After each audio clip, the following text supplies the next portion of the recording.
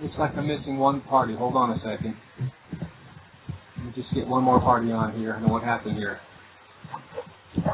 Oh, he may have decided not to go on. Great, can you hear me? Yes, I'm here. Did Richard say he was going to be a part of the group? I didn't hear.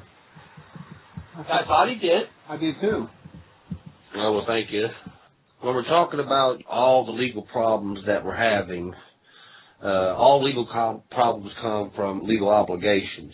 And usually a default, a breach, or an omission of some obligation is what gets you wrapped up with the man.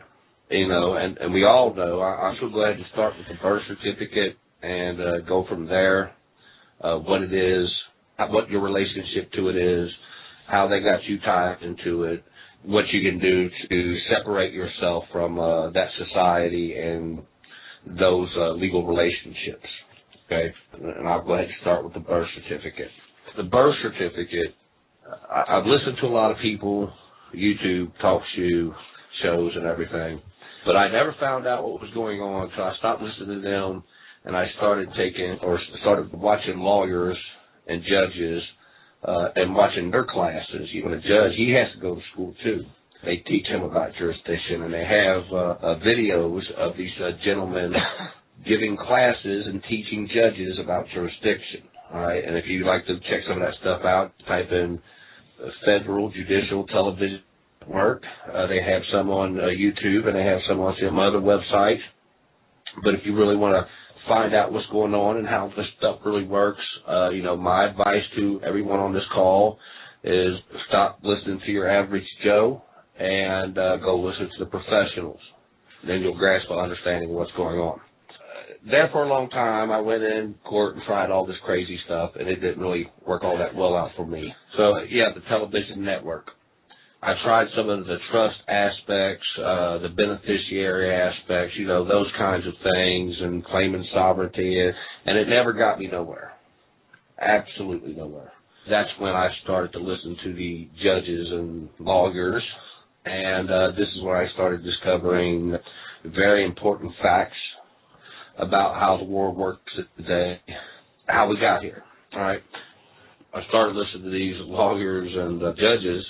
Well, that's when I was sitting there listening to a couple of judges, a couple of law professors, attorneys start talking about the birth certificate. This is when I discovered about what the birth certificate was, and after a few experiments, I narrowed it down to what the birth certificate is and what it represents. Now that I know these things, everything makes so much sense to me, why they do what they do, when they do it, and how they get away with it. Okay? Yes, it is all by consent, just that they created a matrix in which they tied you to, and you had no idea about what was really going on with that original document, that original instrument, which, by the way, is called a matrix. This is when I discovered what the birth certificate was, and the birth certificate is this, and always refer to it as this. Don't call it a trust. Don't call it an estate. Don't call it none of that crap, all right, because it's not. What the birth certificate is, a public record showing the organization was organized, showing that it exists, that it has legal existence. This organization is a state agency. The way this come about was due to some trickery based on that original instrument. When we talk about the infant of unknown parentage being found, and if you go to Kentucky Revised Statute 213.051, you will read the contents of the birth certificate. And if you want to know what's on your birth certificate, go look at KRS 213.051. Most other states will have that same identical language, or pretty close, but it'll usually, I've seen a couple of them under the title head, foundlings. I'm not going to go get into all that crazy stuff, because that's some deep stuff, and that could take, that takes weeks to hammer out all the issues that got us to where we are. And I think the most important thing is some of the easier and more obvious aspects to this, which we overlook because we want to go over here and play and over here run down the rabbit holes for trying to find a pot of gold, kind of speak. I think the more important thing is how do we fix it. This state agency is an entity, okay? And this is one of the next aspects that I learned about was entities. An entity is a person other than a natural person. You are not an entity in law, nor could you ever be. It is strictly an artificial person. And when I say artificial person, of course, that encompasses all artificial persons. Now, you've heard some people say that the birth certificate actually, or the straw man, is a corporation. This is not true. It acts more like a partnership, and there's all different kinds of other partnerships that go on. But the main thing is that we know that it's an entity. The next thing that I understood from these judges and lawyers, that the big thing to them was it's all about beating the trustee. That's who you are, and I'll explain it, but it's not a trustee like most people think, because a trustee could be a doorman whose only job is to open the door for the people going in and out the door. He's a trustee, but he has minimal obligations. And for that same hotel or for that same rental building, there may be a manager, and he's a trustee. But his duties incorporate a little bit more responsibilities. And at a higher level, you may even have a CEO of a investment property company, a property investment company, who has even more responsibility, and he's a trustee. And another word that we can equate with trustee is agent, okay? And that's what I want to talk about now as we're talking about the entity. All entities must have a registered agent and a registered office in order to conduct commerce in your state. It's very important that you understand this right here, because an entity can do no thing. It can't ride a bike, it can't drive a car, it can't fly, it can't read, it can't write, it can't see, it can't hear, it can do those things. All right? So that it must have an agent, and this agent can take many forms. It can take the form as an executor or as a trustee or guardian, any of these agents, all right? And this is with respect to anybody employed by or a fiduciary. All these are agents. There's agency is everywhere. The guy mopping at the McDonald's bathroom floor, he's an agent. The secretary behind the desk at the lawyer's office, she's an agent. Agency is everywhere. Agents are everywhere. And it's very important to understand this, because without agents, the entity could do no thing. Let me recap real quick from the beginning, all right, with the birth certificate. The birth certificate is a public record showing the organization was organized, showing it exists, that it has a name and has legal existence. The legal name of that registered organization is what you refer to your all capital letter name, or the name that's on your certification of birth. The person that this certificate represents is an entity. And we can argue over whether it's a trust, an estate, or whatever. But the main important thing here is to remember that it is an entity. Now, me personally, I know for a fact that mine represents, well, it's not my birth certificate, but the certificate of birth that I have represents a state agency, and I take that from the account from findings by the court, statements made by professionals. But it's very important to understand that this entity exists. And you have an ace in the hole. And this is one thing that you can prove, and this is the only reason you should produce that birth certificate in a court, is when you want to prove the organization was organized. That's all that document does. We can speculate, if there's some pot of gold behind it, but from everything I know, that's not true, but that doesn't mean you can't get paid for your operation of the state agency. We have this entity represented by this certificate issued by a state, what we refer to as a state. And this is another thing. A lot of people think that the states went corporate. All the states turned into corporations. This isn't true.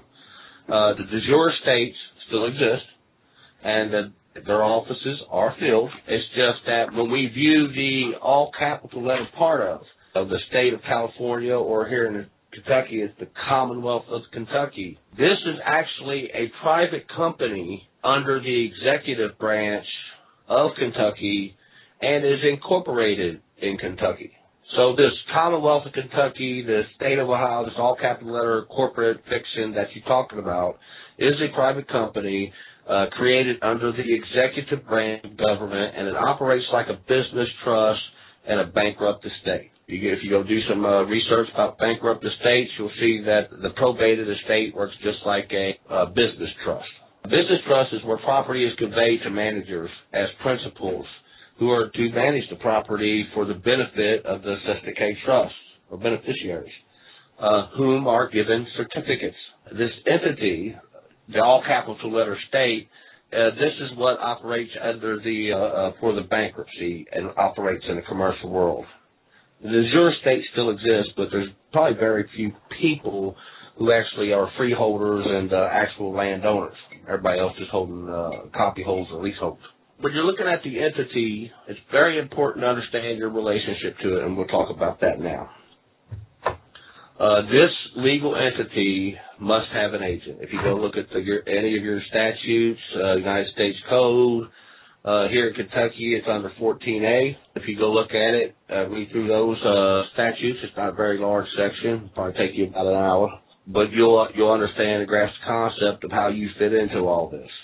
All right? Because for any entity to do business here in Kentucky, must have a registered agent and a registered office in order to conduct commerce in this state.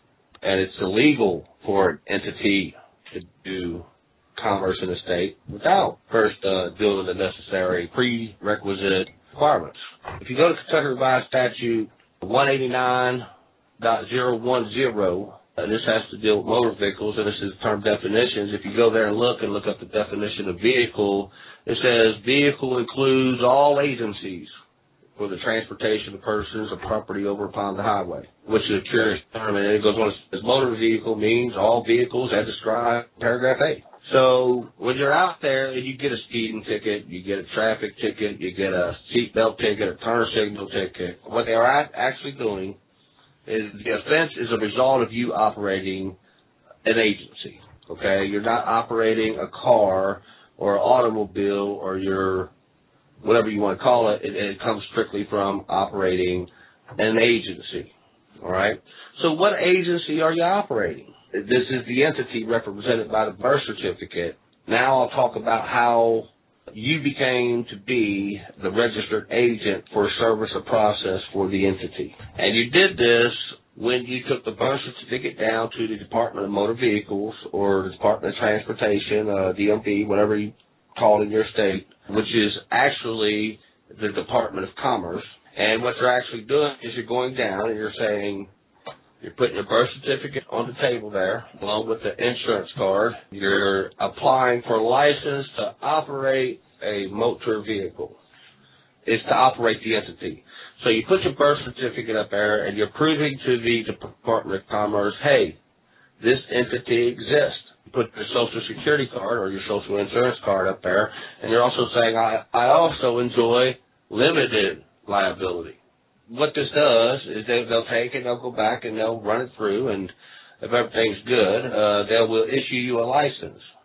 And now you are licensed and authorized to conduct commerce here in Kentucky, in the Commonwealth of Kentucky. This legal person, like I said, you're the agent.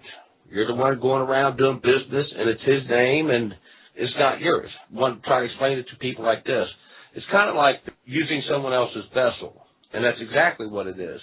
It's this entity is a vessel and instrumentality of the United States. It is what we refer to as a United States person or United States citizen.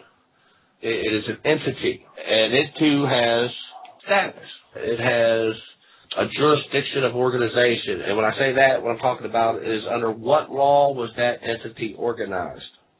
Because that's the law who's it subject to, that entity is subject to.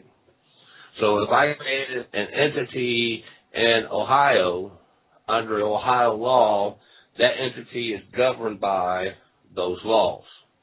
If I created an entity in the United States and the entity was created under the laws of the United States, that entity is governed by the laws of the United States. And it doesn't make a difference if you're in another state or not. It's irrelevant. Depending on the jurisdiction of the organization, this will determine the body of law governing proceedings.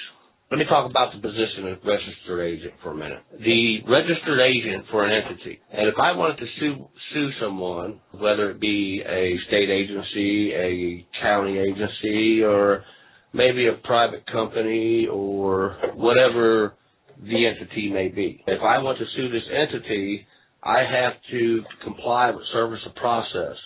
And anytime an entity gets sued, the registered agent is, let me go back to where you put the birth certificate on the table and you signed that to get that license. When you signed that license and you received it, what you actually did is accept appointment for service of process for that entity. You just became the registered agent for that entity for any service of process, notice, or demand, and your domicile or your place of abode just became the registered office for that entity. And like I said, this entity is depending on what law, this is why some things are different for some other people and their status as far as birth certificates go. If your birth certificate falls under the contents of birth certificate, like it says there, in 213.051, well, you're automatically, this entity is created. A citizen of the United States is created for you because you have no person. You're an infant of unknown parentage. If you're an infant of unknown parentage, who are you going to inherit from? If you're an infant of unknown parentage, can you be the posterity of the people? If you're of unknown parentage and someone found you, you're bankrupt. Once this information and accusations is made, it sets an operation of law starts rolling. And it's all based on this, what we could call false information. All right, we get back to the birth certificate and the registered agent. The registered agent, once he's accepted the appointment for service of process, and you could do this many ways. You do it by signing up the boat, registering the boat. You could do it by signing your name just about in any of the registers using that certificate. And this is what gets you gets you to accept service of process for that entity. So when the cops come up to you and they ask you, or they got papers for you, they want to serve you process. Well, the reason they're bringing, and most people are like, hey, man, that ain't me, Well, no, but you are the registered agent, and the law says you have to accept service of process. And this is why they're bringing that paperwork to you, because you are the registered agent for service of process, notice, and demand for that entity. And your obligations as that registered agent is very minuscule. And it's just like any other company if you think about it. If you wanted to sue Walmart, you have to serve process to the registered agent for Walmart in that region, county, district, or whatever. You have to find out who the registered agent is. If you wanted to sue a Cabinet for Health and Family Services, you need to know who the registered agent is for service process. If you wanted to sue a company or an instant franchise, such as McDonald's, you need to know who the registered agent for service of process is in that entity. And now I want you to put your place, sit you in the place of the registered agent for Walmart or White Castle or this suit shop. That way it doesn't make a difference as long as it's an entity. If you was working for Walmart and you was the registered agent and Walmart gets sued and the court brings you the paper suing you, what do? We most certainly wouldn't show up to court and try to handle Walmart's business, would we? This is why your obligation as registered agent for service process, notice of demand for that entity is very minuscule, and it's twofold, and you can find that also in Kentucky Revised Statute 14A. Your obligation and duty as registered agent is this: to forward to the entity for which you are the registered agent any service of process, notice, or demand on the entity's behalf. When they bring you the paperwork, your obligation is to take that service of process or that notice or that demand. If somebody's demanding money or they're giving you notice or legal notice or notice of this or notice of that, and it's addressed in that name of that entity, what you need to do is forward to the entity any service of process, notice, or demand received on its behalf, and let them have their legal department take care of it, just like Walmart would do. If you were served and Walmart was getting sued and you were the registered agent, well, you wouldn't go in court and handle it yourself. You would send it to the chief executive office and let them handle it, and they'll get the professionals on it. And while this is what we're supposed to be doing, this is not what we're doing. We're going into court and hollering all kinds of crazy silliness. Well, we need to address quite simply what is going on with that birth certificate and your relationship to it, and why those names are being used, and why we have all the different variations of the outcomes of courts when we go in and try these different things. And I base my beliefs on what I know. I don't know based on my beliefs. So I like to know something before I start basing my beliefs. And everything tells me, and this is the evidence, and I could spend probably 3 hours here sitting talking about all the experiences, but I do have it on court record that the judge entered a finding that I was operating a state agency, and that was under a driving suspension charge. I also have it on statement from the circuit court clerk that it is a state agency. Numerous times on the lawyers and judges, while speaking to each other or giving lectures, have always referred to that birth certificate as a public record showing the organization is organized. For me, it's easy, because I know what the birth certificate is. I know what my relation to it was, and I knew how to sever that relationship through a declaratory judgment. And that's another thing I'll address real quickly, is that if you have an interest in any instrument, and that birth certificate is an instrument. As a matter of fact, I was standing in family court one time, and they referred to the birth certificate as the governing instrument. Well, I know what a governing instrument is. If you yourself have any questions or uncertainty or confusion about your rights, whether they're affected by the statute, government regulations, or code, or if you're interested in a deed, an instrument, or in the estate of another or a relative, this is where the declaratory judgment comes in. And originally in 1922, and again in, I think, 1938, it's a uniform law passed. And if you go look it's in the U.S. Code, it's federal, it's state, it's local. And the whole reason was they put this declaratory judgment was so to settle any uncertainties or any doubts or misconceptions about what your legal duties and obligations are. Or if you've been concerned with the legal relationship between you and another person, you can go to court and have a declaratory judgment. After I got to a certain point, after I had run my experiments, observed, theorized again, run experiment, observed, theorized again, run experiment, and after a certain amount of times, you keep on coming up and you're able to predict what happens. And that's why I can say with certainty that birth certificate and that entity that we're talking about that it represents is a state agency. And you can call it a taxpayer, you can call it a vessel, you can call it a vehicle, you can call it all the wonderful names that they tie up to it. Okay. But when you go into court, what you want to say is, the term you want to use is, for that birth certificate, is I have the public record showing the organization was organized. So if any of y'all are interested, check out the declaratory judgment. You got any questions? That's the way to go about it. Hey, Judge, I got a birth certificate here. He told me that if I wanted to terminate an agency, that the resignation is the way to go. That ain't the exact words he put it, but just gave me a bone right there. But that's when I learned how to sever yourself from the legal entity that we all have problems with. You've heard other people say, well, you're the beneficiary, not the trustee. Well, see, that's the case in the hole that you have, is that you can prove the entity exists. The question is it your entity? And the answer is no. But you're using it.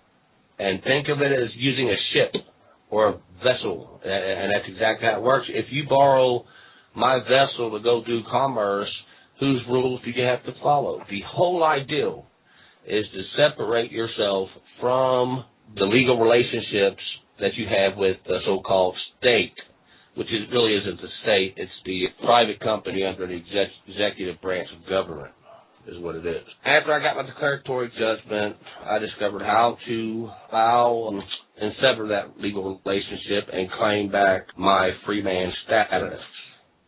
And that's what it's all about, the status. When they pull you over and they ask you for that ID, the only thing they want that ID for is they want to determine your status. I discovered that all you have to do is send a statement of resignation to the Secretary of State saying that you will no longer accept service of process or notice of demand on behalf of that entity and that you are discontinuing the registered office. To me, that was it. I haven't had no problem since. Even though I've had plenty of run-ins with them, and where I used to always go to jail, I don't go to jail no more. So that's where I'm at, and I was able to do that, and I did that with full understanding. But I don't advise anybody just to do this. I advise them to understand what's going on and what the consequences are of severing that legal relationship. But after I did this, and I've studied more and more things come about me, become known to me, I would have done it a little bit different. And this is what I've come up with, and I got 10 points, 10 things you have to do, and to be able to enjoy your free man status, and with a little luck and a little God's blessing, that you'll have a nice little hunk of change when it's all said and done. All right, so you've been operating this agency for, in my case, was 40 years. All right, I don't ever recall being paid for that. So I want you to take this agent / trustee / seaman. All right, whenever I say agent, trustee, or seaman, I mean the same thing, okay, because they're all the same thing in respects to vessel. I'm just going to read the 10 simple sentences, and then we'll stop, and we'll let you go ahead and start on some questions. All right. 1, here's the first step you take. You create your own certificate and counter deed via United States Code Section 1746, and that's Title 28, for the purposes of defeating the matrix and their certificate. The second thing you do is you send a bill to the Chief Executive Office along with the affidavit of claim of right, and you also sign it under U.S. Code Title 28, 1746, Section 1. And when they don't pay the bill, you send the past due notice. When that is expired, now you go file what's called an agent's lien. This is the fourth step. You go file an agent's lien. Once you file the agent's lien, you can file an agent's lien on all your property that you have in your possession, including any land, whether it's movable or immovable, tangible or intangible, anything in your possession in the name of that agency. As agent, you can lien until the principal pays the bill. And the state, i.e. the United States, is the principal. You're the agent. Here's another little interesting thing about the law of agency. An agent must report back to his principal annually to report on how the business is doing and to settle up his franchise fees. So when you fill out your income tax, that's what you're doing. You, the agent, are filing and giving notice to the principal how the business is going for the use of his vessel, and he'll take his cut, and if you're owed a little bit back, blah, blah, blah. All right, so we're going, number 5. We're going to send, after we file the agent's lien, we're going to send a statement of resignation to the Secretary of State resigning the appointment of the registered agent for service process for the entity and discontinue the registered office. 6, the next thing you want to do is notify the other appropriate agencies as advised by your Secretary of State. If you go on the Secretary of State page, you'll see on there how they other agencies which you should notify when you resign from being a registered agent. And some of these are the IRS, the Department of Transportation or Commerce, and there's like 3 or 4 more that you have to notify to make sure that you have no other legal obligations. Now 7, after you've done this and you got yourself sitting back, you're holding all the cards. And remember, you have the ace in the hole because you know the entity exists. You can prove it. Here we go, 7. All right, what we're going to do is we're going to serve that entity, John Doe, through the CEO and Secretary of State, according to the provisions of the statute, and we're going to bring the suit in the name of John Doe, all lowercase, versus John Doe, all capitalized. And you're going to bring an action for unpaid bill, constructive fraud, violation of the statutes and code, and a declaratory judgment seeking redress of injuries and loss and compensation for energy and value provided, value taken. Let me stop right there for 1 second. Let me explain that concept there.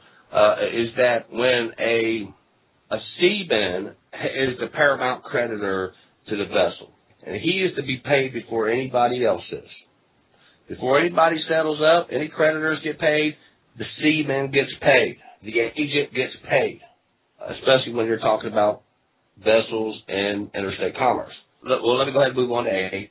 After you serve John Doe, the entity, through the Secretary of State and CEO, and you comply with the proper provisions regarding service of process for the entity, having no registered agent and no registered office no more, there are certain provisions that have to be, steps that have to be taken in order to accomplish proper service of process upon the entity, which is located at the Chief Executive Office.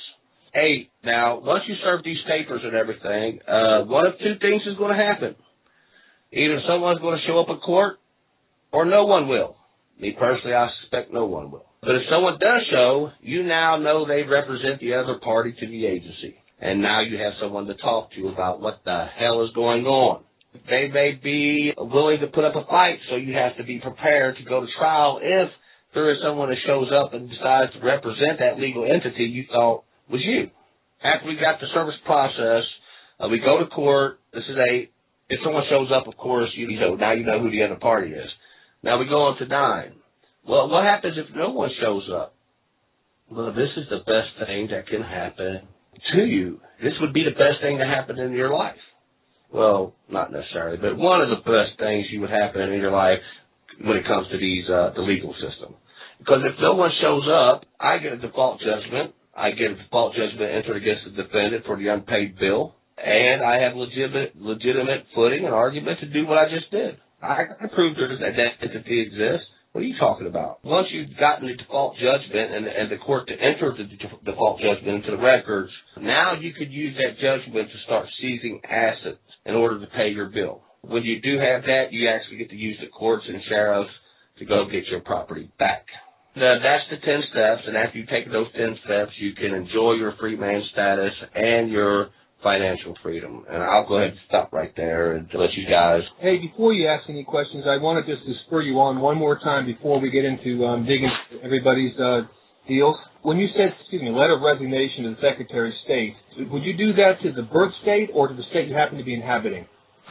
It would be what's on the birth certificate. Okay. And you would do it with the state. So both. Where you're in. Would you do with any state that you might have done business? Yes. Second question. Why don't you tell your court story? Remember the court story we're talking about on the call the other day? Where you walked in there and sent your notice of not appearing in any representative capacity? Oh, yeah. Let me address that aspect. Could you tell me if this is before or after you sent your letter of resignation, the story you're getting ready to tell? This was after.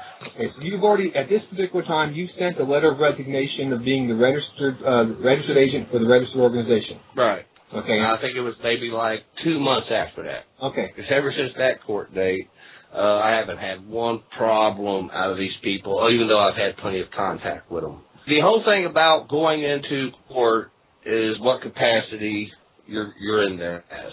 When we go into court there, we're already presumed to be in there in a representative capacity. And this is one of the issues that if you listen to the judges, attorneys, and lawyers and law professors talk long enough, you'll understand this, is that they have a whole doctrine called, well, if it's not raised, then it's waived doctrine, okay? And they actually refer to it as that. If the issue is not raised, then it's waived.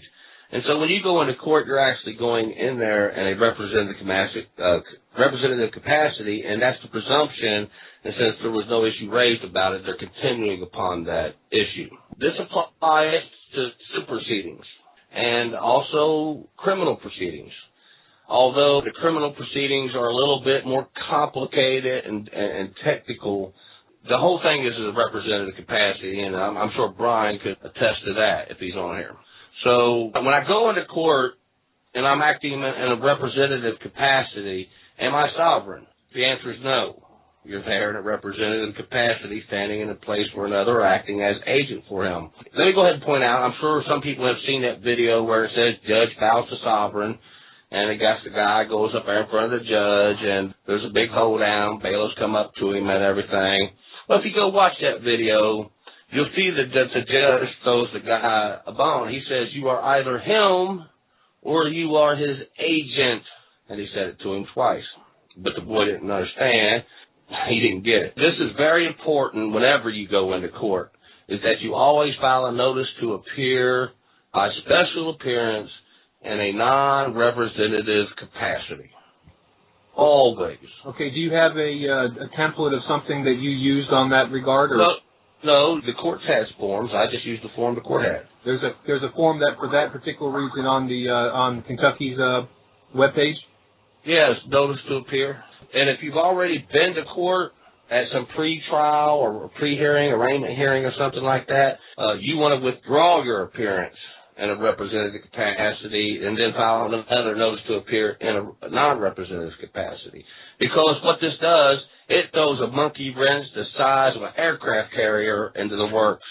Because no longer is the capacity to sue and be sued determined by the law of the organization's jurisdiction. The capacity to sue and be sued is determined by the law of your domicile. I always like to say the law of my domicile says, FO. And that's the whole thing about being in a representative capacity. And you can find that in Rule 17B of the Federal Rules of Procedure. And most states have adopted the federal civil rules of procedure, so not all of them, but most. When we talk about going into court in a non-representative capacity, okay, the last time I was in court dealing with this, it was for driving under suspension and no insurance, blah, blah, blah. When I went into court, I, of course, filed my paperwork to notice to appear in non-representative capacity, and when I got up there, I stated that in court, I'm here in a non-representative capacity, by special appearance to challenge the jurisdiction of this court. And got quiet for a second, and the judge goes, well, what do you want to do about jurisdiction? And I said, well, for starters, Judge, I'd like to know the names and nationalities and citizenships of all the participants in these proceedings. And you talk about the head whipping going on then, the judge looked over at the clerk looked over at the prosecutor looked over at me, And, well, the judge, he's sitting there quiet. It was good 3-4 minutes. And he looks at me and he says it just like this. This is a quote. Well, what do you want me to do about me not having jurisdiction? Of course, I moved for dismissal. The courtroom looked stunned. The judge's eyes got big. There was about another minute of silence and fake paper looking for, and then next thing you know, the judge says dismiss and walks out of the courtroom. And that was my last experience in the court. Well, I just had another incident today. A friend of mine got arrested last night while he was riding on his motorcycle with no turn signals.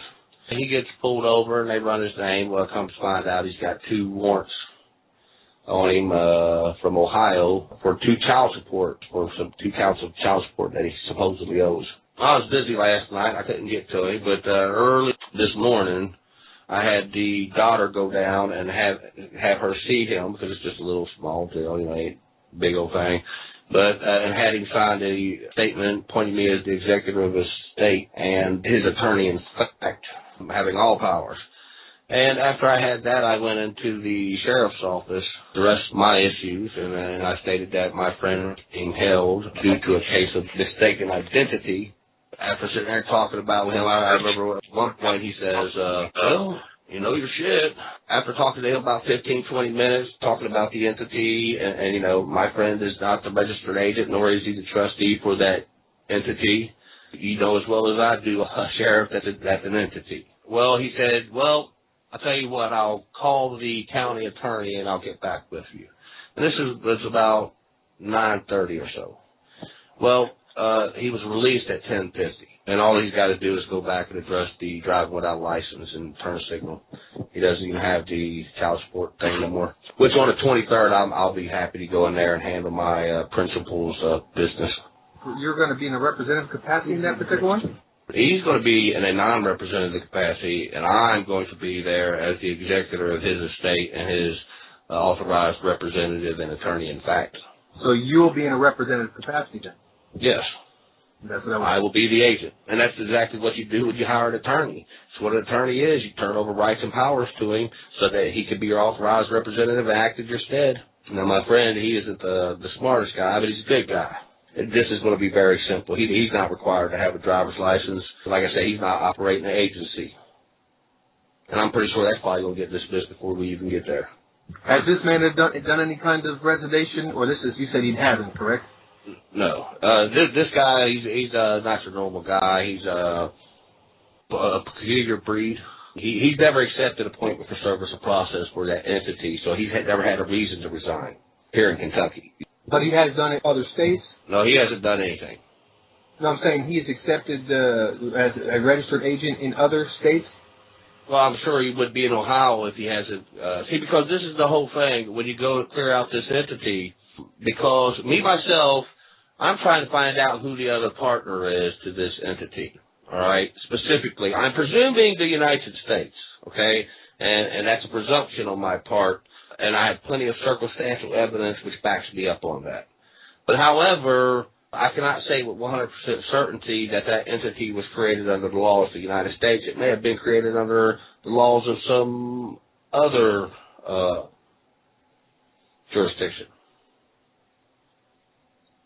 And the whole thing to remember about the state agency and the operation of it is this, is that if a corporation is bankrupt or if a government is bankrupt, are its agencies bankrupt? Yes.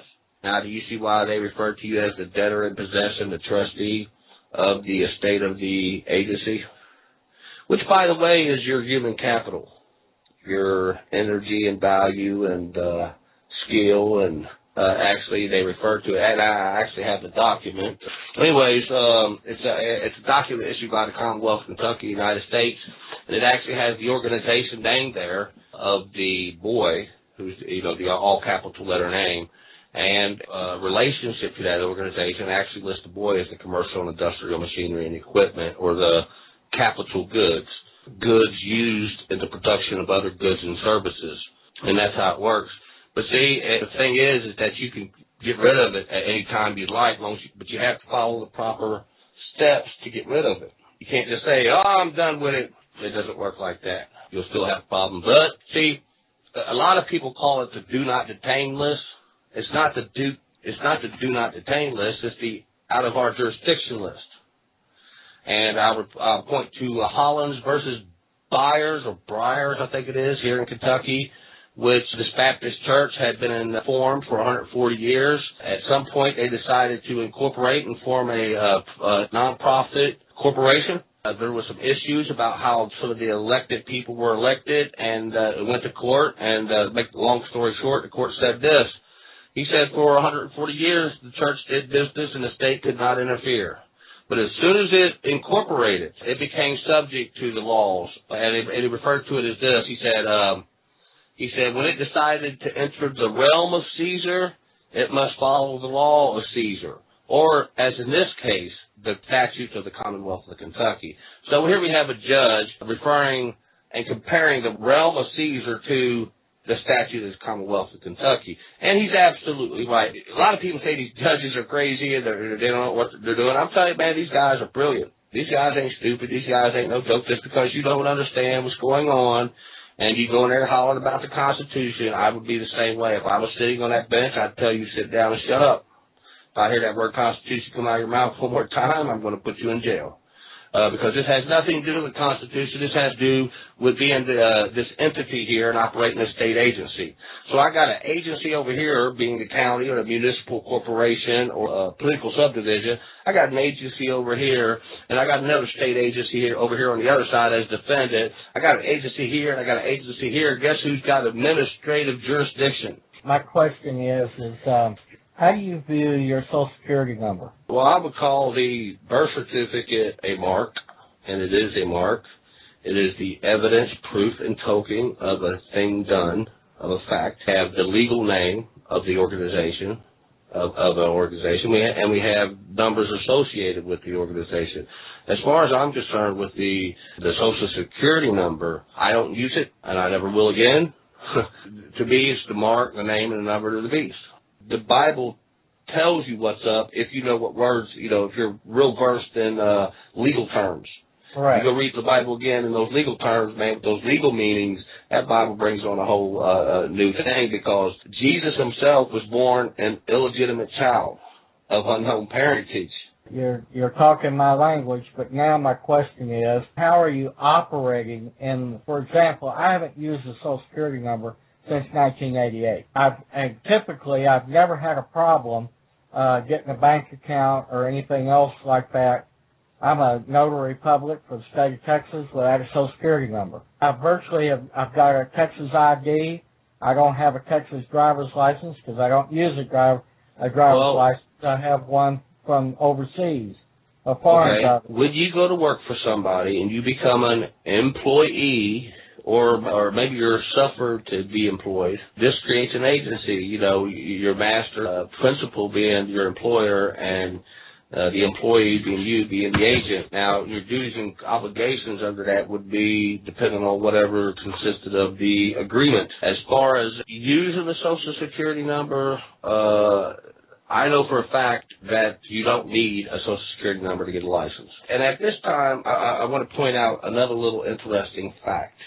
Okay, and I learned this from the Inspector General report from the Cabinet for Health and Family, or Department of Health and Family Services, or Human Service, whatever it's called, issued by, I think her name was Debbie Lee Gibson or Don Lee Gibson or something like that back in 2000, and where the commission had come up in 3 separate reports by these commissions and investigations into the birth certificate. They concluded that 100% of all federal fugitives are associated with false identification.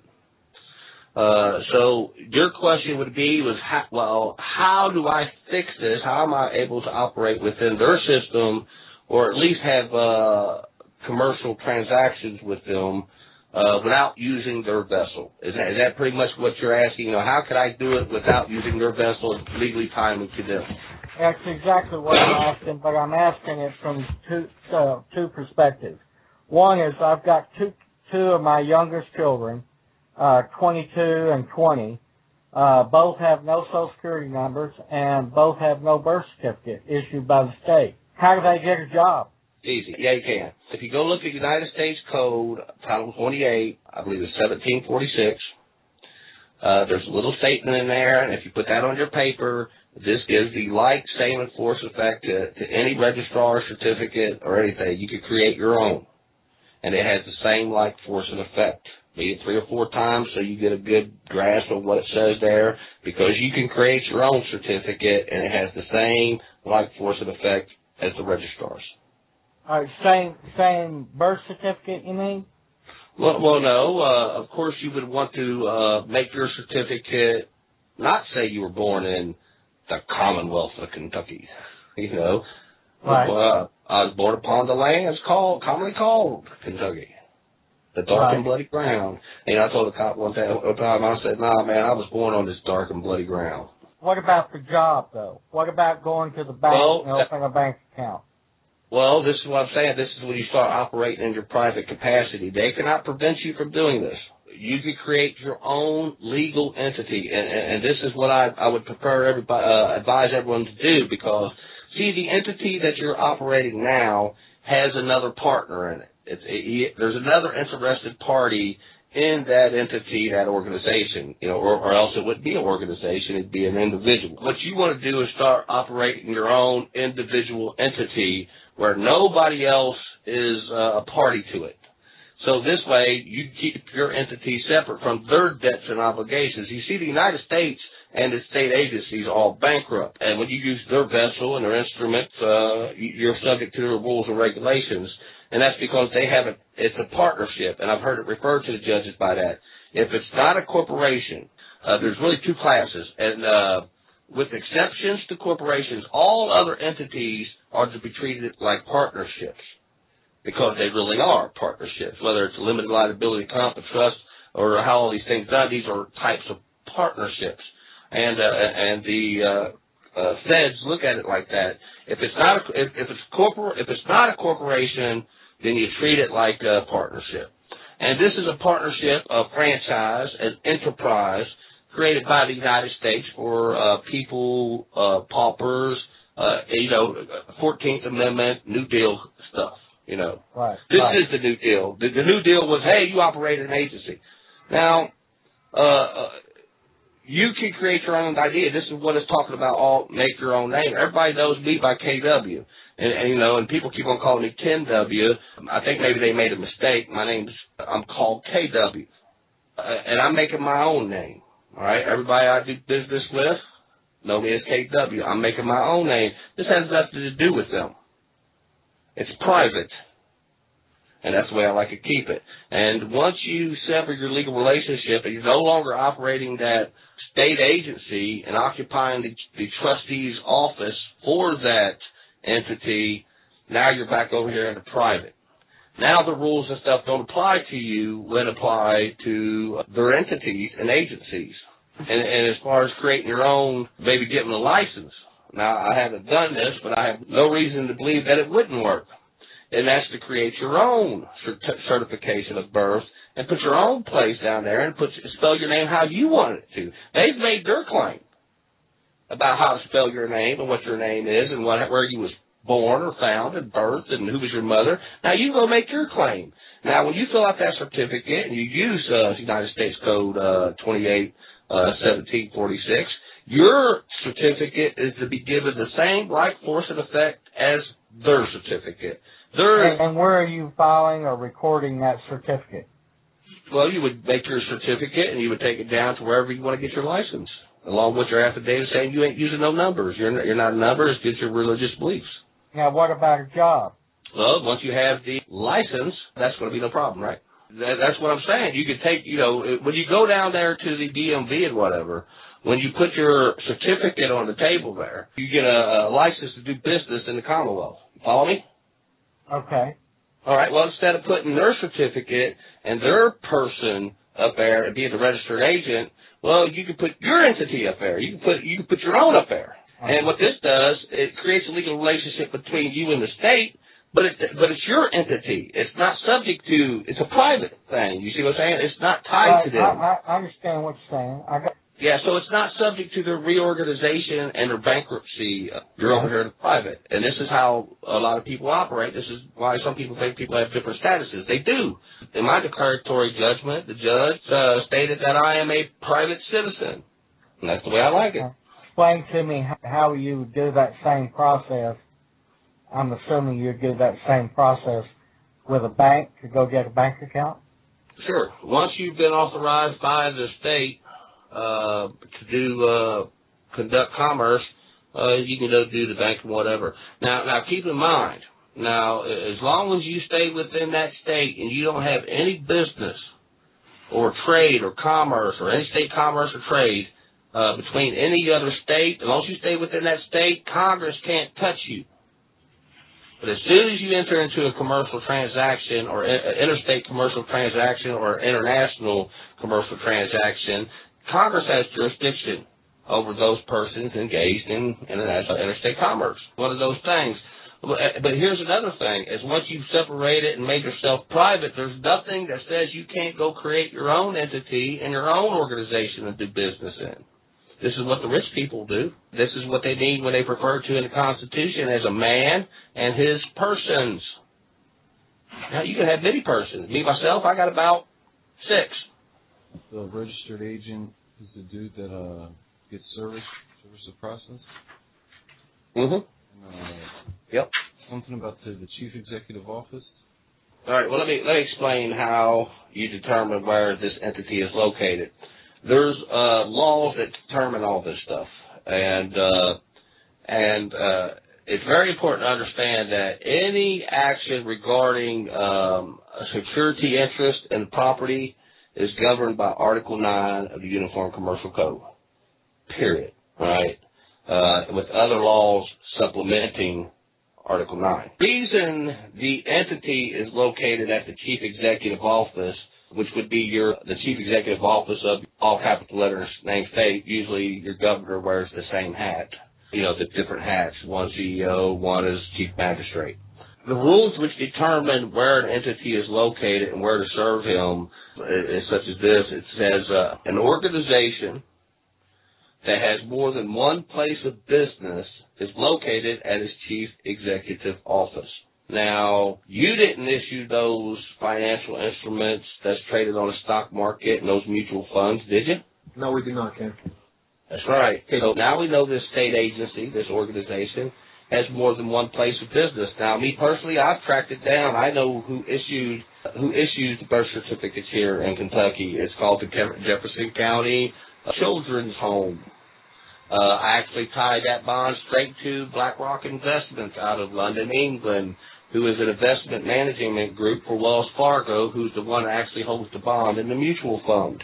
And what it is, you've always heard them refer to, we need to invest in children.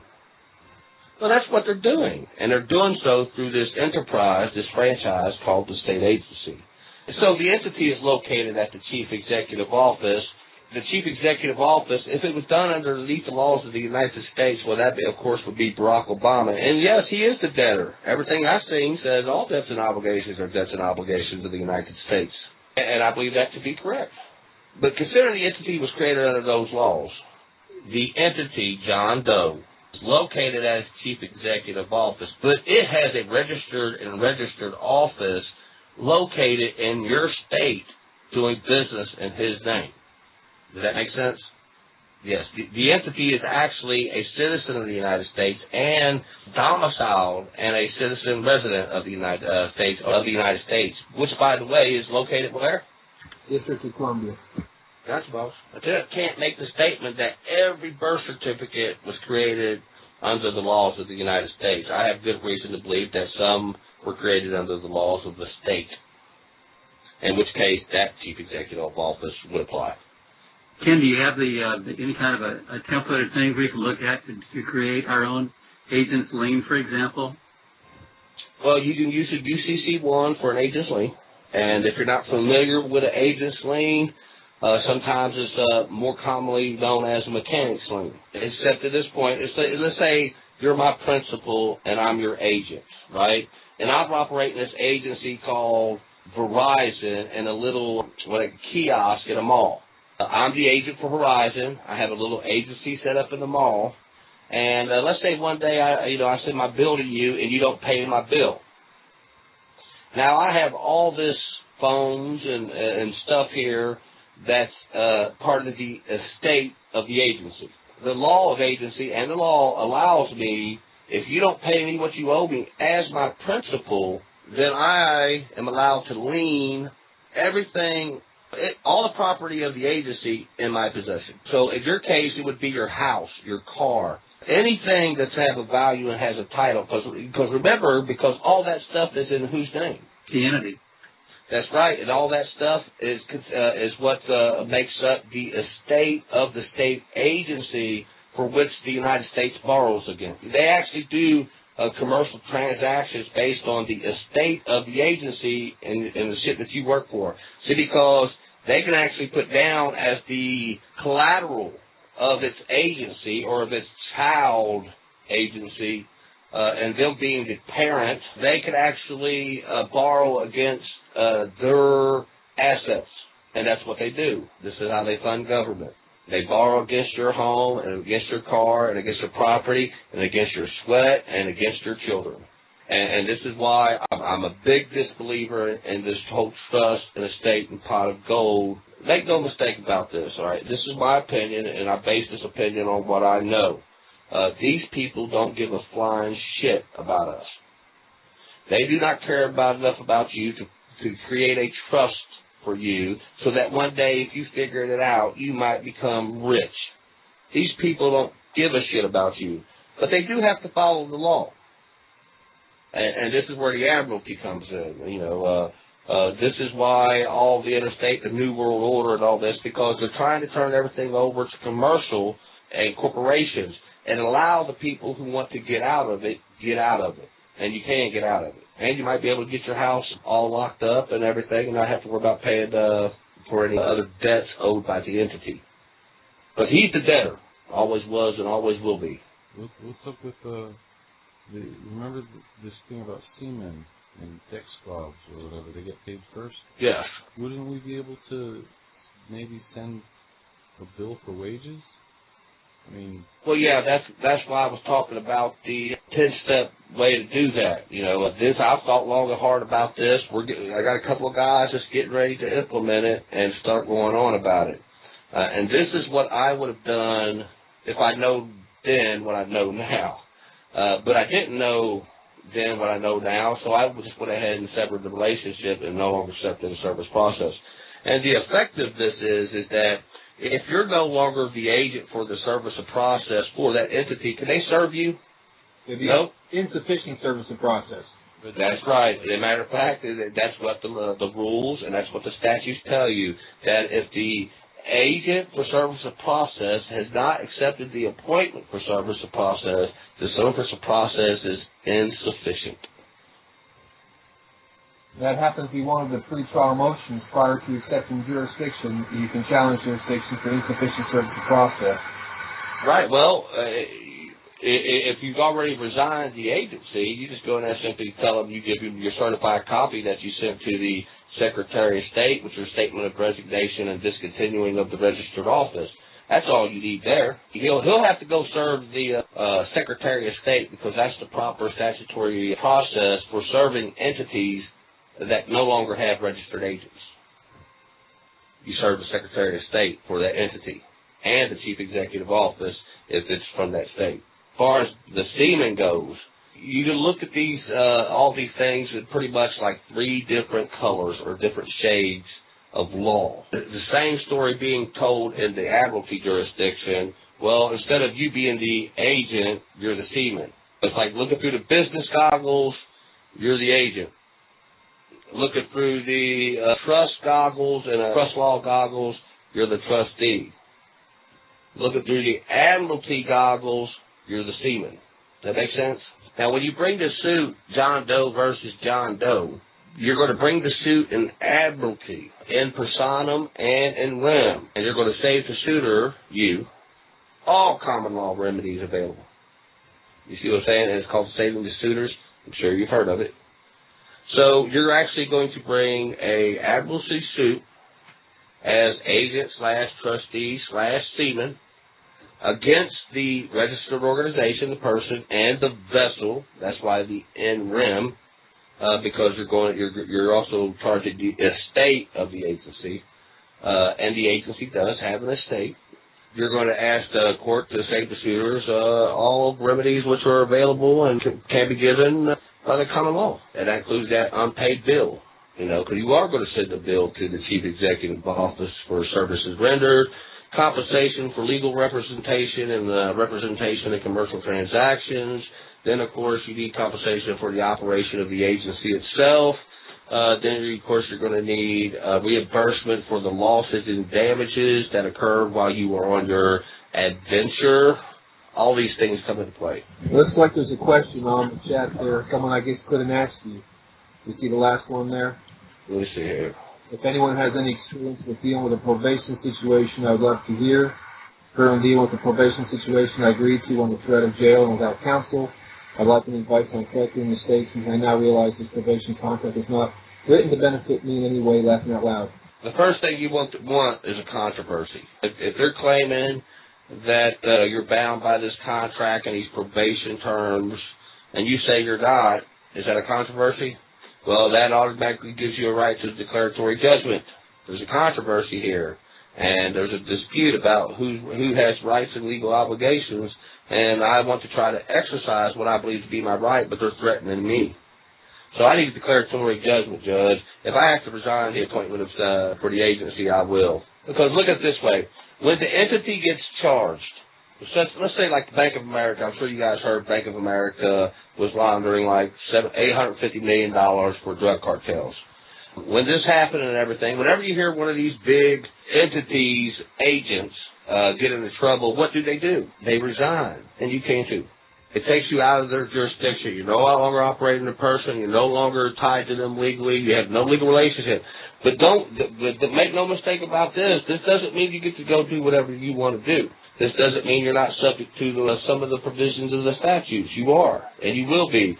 And as a matter of fact, I've heard some people talk about, well, I'll drive 100 miles an hour backwards down the road, and I'll tell that cop he better not stop me or bother me with my right or do anything like that. Well, the cop ain't going to have to stop you, because if you come 100 miles an hour driving backwards crazy up my road, I'm going to yank you out of that car, I'm going to arrest you, and I'm going to prosecute you. And you have that power too once you become a private citizen.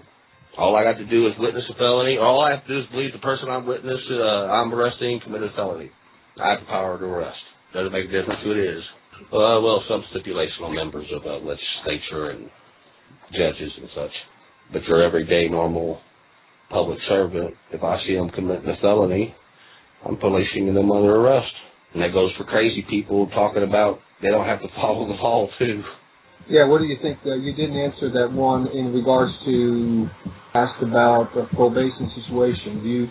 Well, there's a controversy here. And if you felt that you were threatened or coerced in there, what you need to do is bring a declaratory judgment seeking declaratory release by voiding the probationary terms. And before I do that, bring that action, I would actually send that statement of resignation in. That would be something that you would use as an exhibit for your declaratory judgment? Yes, because, see, a trustee is an indispensable party to the proceedings. The court cannot proceed unless an agent's there, or a trustee, or somebody. It cannot proceed against the entity. There must be somebody there.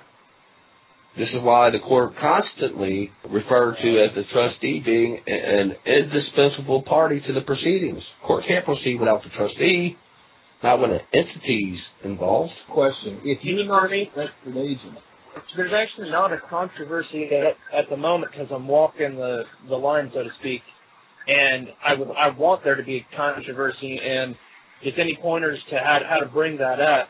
I made a mistake here, and I want to correct what I agreed to. Well, sure there's a controversy. Well, do you believe what they're doing is infringing upon your rights? Yeah, absolutely. Okay, well, they don't. How do I bring that to their attention? One would say that you would give a short description of what's taken place, what got you to the point where you're at, and then you would give a little brief paragraph about why you think you're entitled to do this or that. State the fact that they don't agree with you. Okay. Now you have a controversy. And you could also use, here in Kentucky, it's chapter 418. And it, too, is an awful small chapter. I would advise you to go read it, or you could type in Declaratory Judgments Act PDF, either 1922, 1938. It's been codified in the federal United States Code and federal statutes, and it also has been adopted by all the states. So there is definitely a declaratory judgments chapter in your state. And just go read that, and you'll see what I'm talking about. Because anytime you're interested in a deed, a contract, a will, any kind of instrument, or that if your rights are being affected by a statute, a regulation, a code, or an ordinance, any of these things give you standing to bring a declaratory judgment. And, of course, you would go in there and say, well, Judge, I claim I have the right to make all this null and void. And if you go in there and declaratory judgment, and they say they don't argue with you, well, that's great. But, of course, there's a controversy, and, of course, they're going to say you can't do that. Well, then you need to be able to articulate your position and cite your evidence and your belief why you should be entitled to the declaratory relief that you are seeking, which would be the voiding and vacation of the probationary terms, right? When you were saying write down the different points, that's actually for the man acting as judge, not for the probation officer. Well, when you explain yourself in your paperwork for the declaratory? Yeah. Yeah, because he's going to be, believe it or not, man, I understand why all these people do what they do. It is all about business. Even when they take children, Health and Family Services, if you go look under Kentucky Rules of Procedure, Rule 89, you'll see that when they try to terminate a parent's rights, it's because it's in economic litigation, and the state is a creditor to the child, the state agency, and they're taking the estate of the agency, which is the child, the infant, because they have invested in children. And since they have invested, does that make them a creditor? Yes. Well, that's why they do it, because that's the only term they meet in the definition interested person. Here in Kentucky, only an interested person can bring a petition for custody of the child. So how is it that the Cabinet for Health and Family Services can do it? Because they are a creditor to the entity, and it's under Article 9. I actually had a woman I was helping with and talking to her attorney, and the attorney told her that, yes, that the abuse and neglect charge was actually being governed by Article 9 of the Uniform Commercial Code. It's all Uniform Commercial Code. I don't give a shit what anybody says. I've heard it come out of too many judges' mouths. There's one judge, he sits there, he's talking about when he first come out of law school, he goes, when I was a very young lawyer and I just got out of law school, the president of the local bar stopped me on the side of the road and asked if I would give a speech to the local bar about the Uniform Commercial Code because I was the only one who knew anything about it, and it was soon to come into effect in that state. He said, so I got up and I gave my speech to the local bar, and he said after I gave my speech, and an old judge in the background stood up and said, you people have repealed everything I know. And he's absolutely right, because I'm pretty sure that old judge knew all about the common law and the law that we like to call law. But the truth is, all that's been repealed, and that's evidenced in Kentucky Revised Statutes under the statute generally, which says that the Kentucky Revised Statutes of 1942 are considered as a substitute for the laws of Kentucky. This is why you have substitute money. This is why you have substitute law. And this is why you have a substitute person. I just got a text from my soon-to-be ex saying that I was not any longer able to see my children until a custody plan was put into place. The only way they have jurisdiction over any of those children. Now, see, when you're getting into an argument with a woman, that's a whole different case. The circumstances change. The rules change. Exceptions change. And this is why when somebody asks me what the answer to every legal question is, well, the answer to every legal question is, it depends. In your case, where is it your ex-wife or just ex-girlfriend? Actually, my wife. Okay. This is a little different thing because you actually have another party, not an entity, who's an interested party. It's been appointed. I'm guessing she's the custodial parent? I would imagine. I don't know if she's actually been to court or just spoke with an attorney.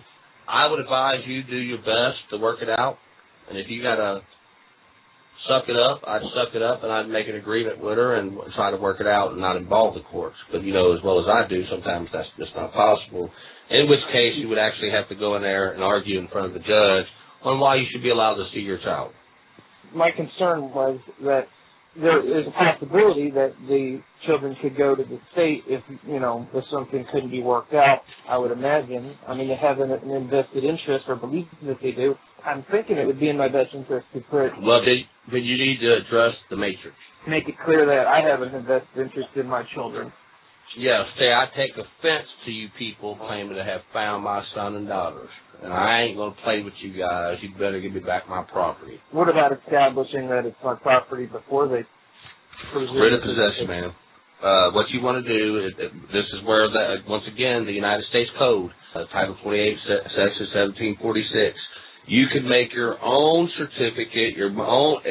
Whenever, go read it. It's, you have to read it a few times to understand it. But whenever the law or some rule requires something to be proved or evidenced or satisfied by a certificate under sworn affidavit or whatever, or certificate, it could also be done by unsworn declaration if you use the proper terms as stated in that section.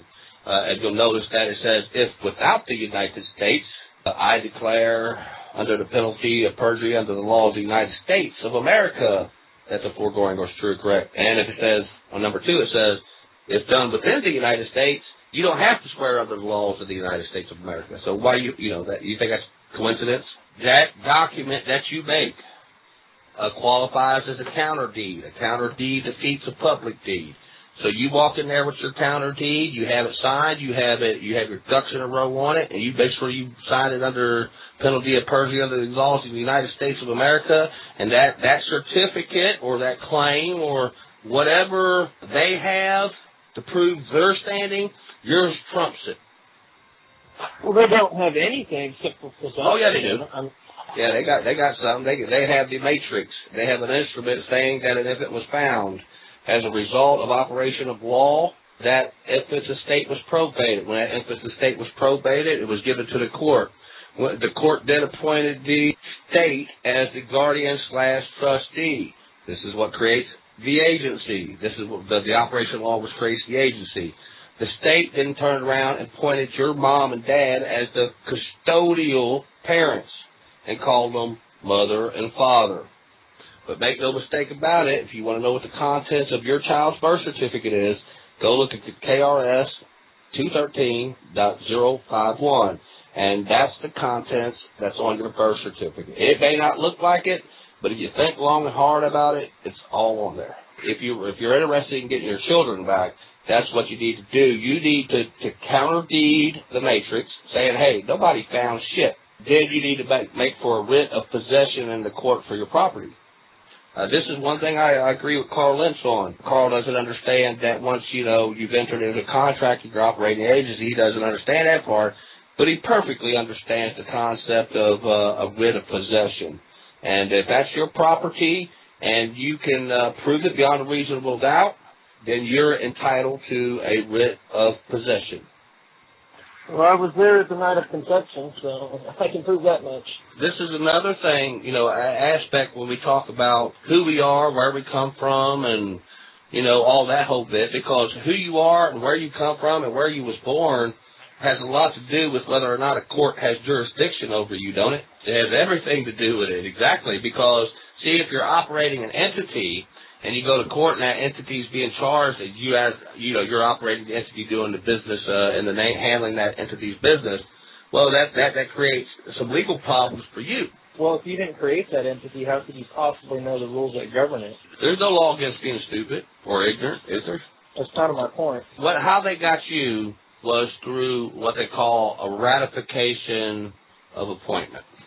All right, I could appoint you my trustee, and I could appoint you my executor, but it doesn't take effect till when? No, it takes effect as soon as you accept the appointment. Right, as soon as I could do it. Right, or you do some act which ratifies the appointment. If I appoint you as my executor, and you go down and take money out of my bank account in the name of the executor, guess who the executor is? He ratified the appointment. And that's why they got you. They got you doing that through several different ways. Driver's license, registration, votes, things like that. A summons to court would be one way. Right.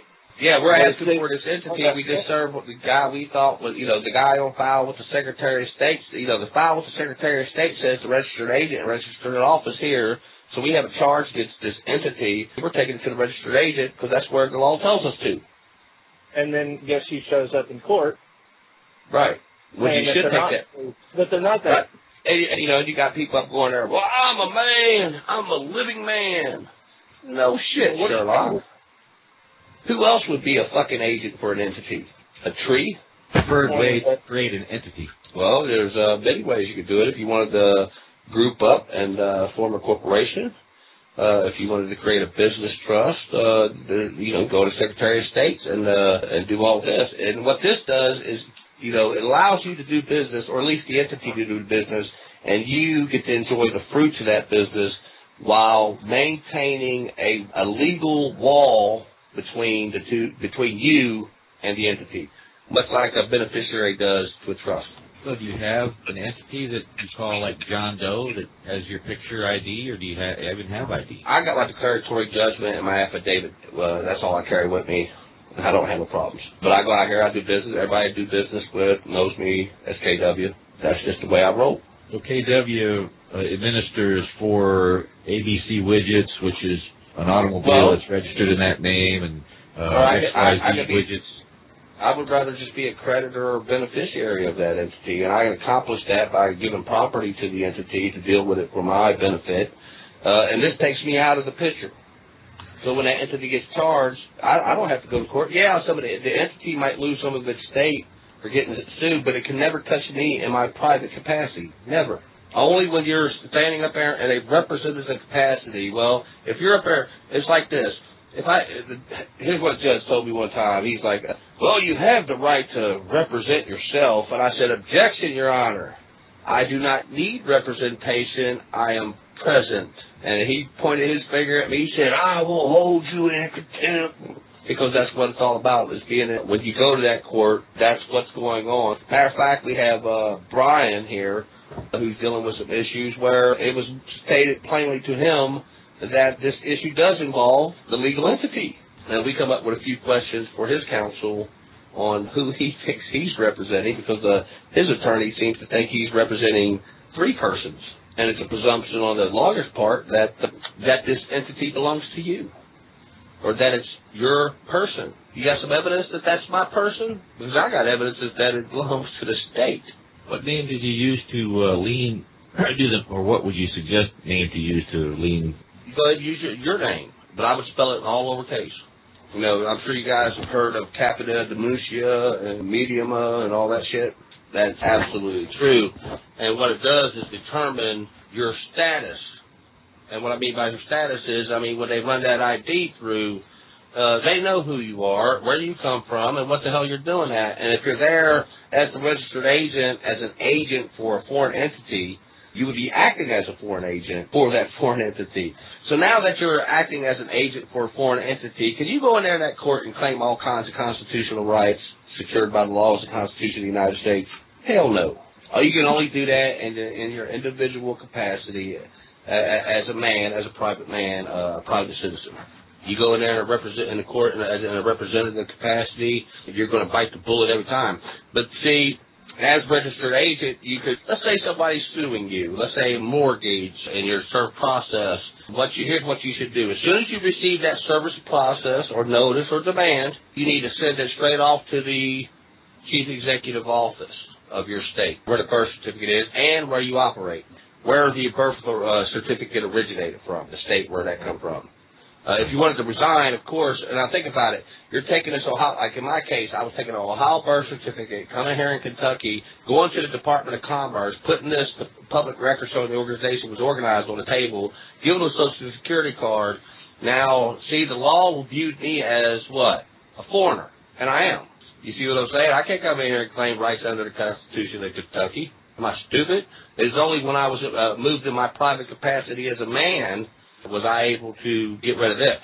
Now, since I was doing business in here in Kentucky, I had to sever that legal relationship. And you do that by resigning. But if you want to get to the point of dissolving the organization, we have to address the chief executive office where that entity was organized and the jurisdiction under which it was organized. Now, when you say chief executive office, you're just talking the governor's office? All right. When I say state, I'm referring to the de jure state as the original constitutions as we know them. The state that we call a state as a corporate state is actually not a state. It's actually a private company underneath the executive branch of the government of the state. It's a commercial entity. And it does business and commerce and handles business and commerce with other foreign agents in foreign states.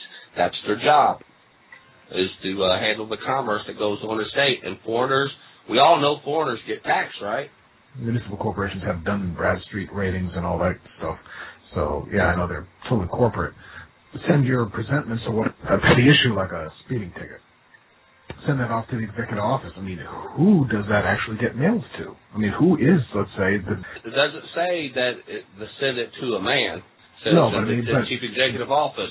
Well, this would be the chief executive office of the Commonwealth of Kentucky, which at this time I believe is Steve Beshear, who is able to act in the capacity of 2 persons, one being the chief magistrate of the de jure state, and the other being the chief executive officer of the company under the executive branch, which is acts in a commercial capacity.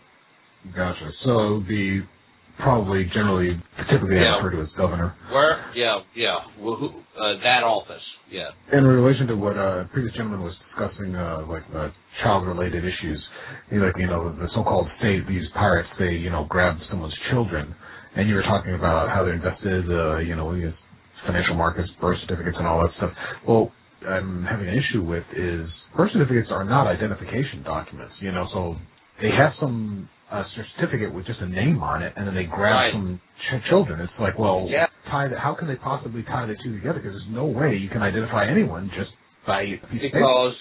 Because the infant who is of unknown parentage, all right, this is where it comes from. This is the matrix that causes all your problems. And you're going to have these problems until you address the matrix and get out of the matrix. Well, what is the matrix? Well, that's the original protocol and instrument from which all copies must be made. So when you're looking at your birth certificate there, that's not a birth certificate. That's just merely a copy of the matrix. Right. And this record shows the organization was organized.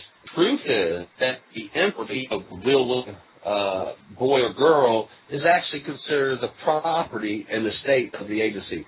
See, involuntary servitude is voluntary servitude is perfectly legal. Curious, like, how can they legitimately grab some random children, and they are random because, like I said, they can claim whatever they want with whatever interest they want with some birth, with the birth certificate and whatever financial shenanigans are going on behind the scenes in regards to it. But how can they possibly tie that to any particular child?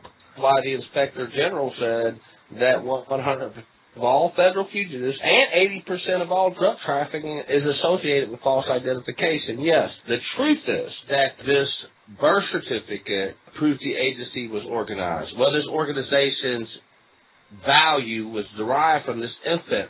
And make no mistake about it, they consider that infant the property of the state. They're the creditor of the state. They have a security interest in the collateral of that agency. It's business. It's nothing personal.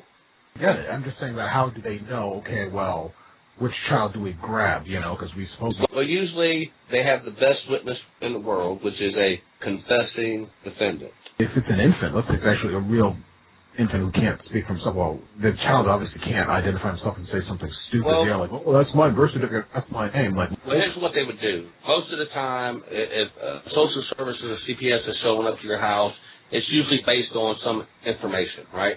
So they come up and they want to do an investigation. We want to see the children, make sure they're okay. Can they do that?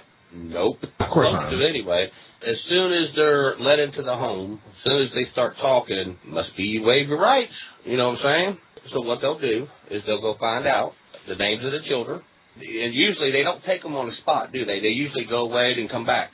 Okay, well, the reason is because they're going to go down and see what the status of that child is, and they're going to run the name. Once they have that child's name, they are able to determine whether or not that child is a ward of the state. And remember when I told you the contents of your birth certificate it says the person who assumes the custody of a live-born infant of unknown parentage shall report on the form to the state registrar within so many days following information. And here's the information on your birth certificate. If you don't believe me, go look at the 213.051 of the Kentucky Revised Statutes, which has the title head, Contents of Birth Certificate. And here's what's on your birth certificate. The date and place of the finding, the approximate birthday of the child, race or color of the child, to whom the child was given for custody and care, the name given to the child by the custodian of the child. And the reason they're able to come in and take this child away from them because the record shows that the state found it, and you're just a custodian, the custodial parent. If I give something to you to take care of, do I need a reason to come take it? No, because it's yours to begin with. If you're the custodian, right, that's because you have not addressed the claim or the matrix because they've made their claim. They say they found that infant and they placed it into your custody for care. Yeah, you're not rebutting it. Custodian, that's right. You're not making and they have a certificate over there. Well, there's no reason why you can't make your own certificate over there that says, yes, I do recognize my son and daughter as legitimate, and no, they were not found. Now, this throws a wrench into their things. But if we're not going to address that issue, the matrix, in that situation, you're going to have problems because the record shows, and if you were a judge, would you judge according to what was on the record and evidence, or would you judge based on what somebody said? No, that's obviously what's in the record and evidence. Okay, well, the judge in the court has on record that this child is a ward of the state, found by the state, and was given to this couple right here as custodians. And for some reason, the state has decided to take that child away from the custodians. Can the state do that?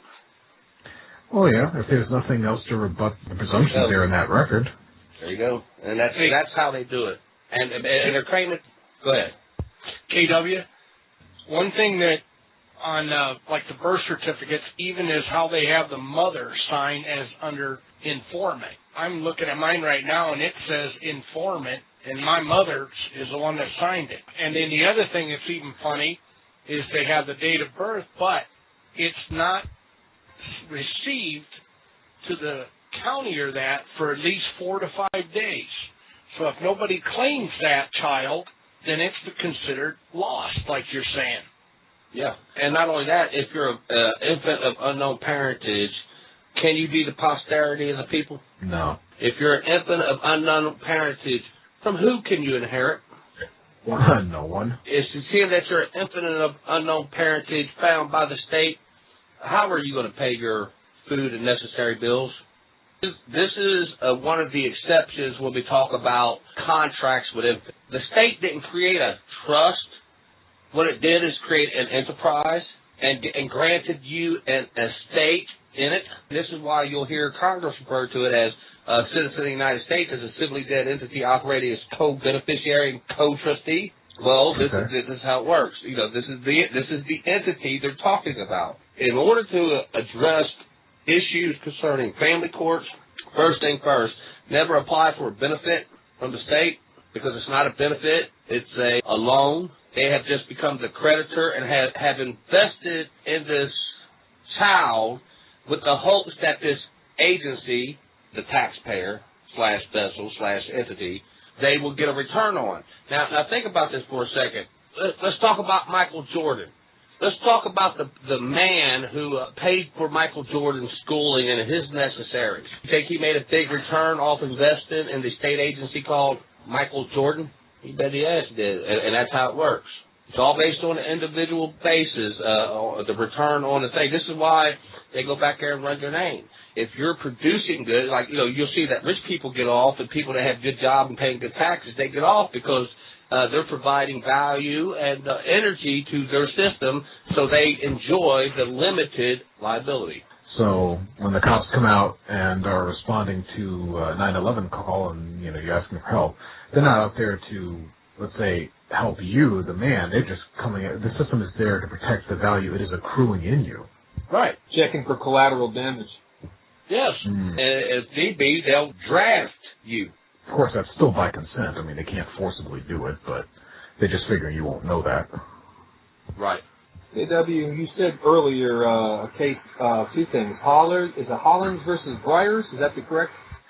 Yeah, it's either Hollins versus Byers or Hollins versus Briars or something like that.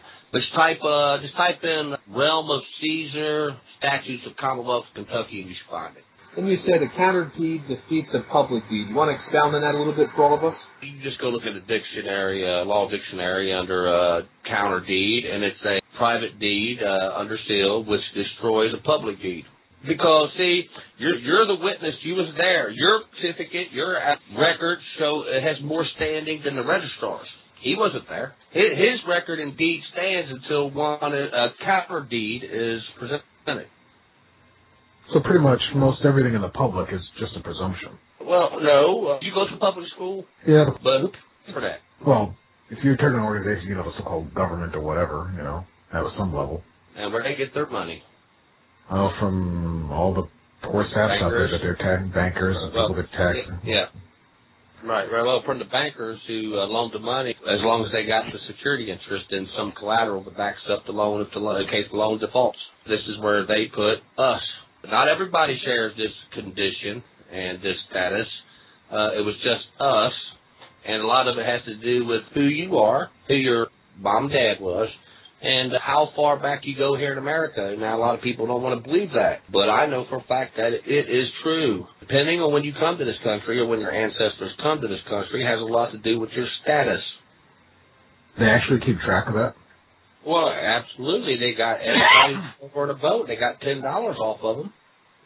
And they got the records, and they can do what state they went to. Look, you know, you got all the genealogy sites, don't you? They can take that shit how far back, right? But don't think the county doesn't keep tabs on that shit, too, and has been from the very beginning. They know who comes into their county. They know where they live because they're supposed to come and register, do all this and all that. They know who the original people are who own the lands in that county. Like here in Pulaski County, there's a few freeholders living here. Then there's the ones holding the copy holds.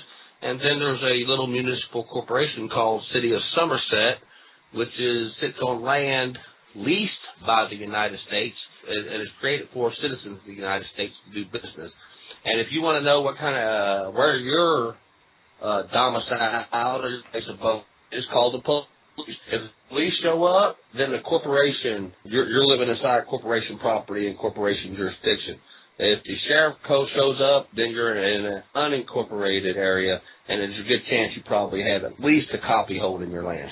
I just figured, I knew such records existed. I just figured for the usual legal purposes, they don't go digging into that, to determine whether to throw the book at you or not, so to speak, If they want to fine you, they just go by what the statutes say for, let's say, an offense or whatever, whether or not to let you off easy, like you say, like they do with rich people. I figured that they weren't actually looking that deep into anyone's background, Yes, they are. Bet your ass when they come in there, they got every file on you that's since day one, man.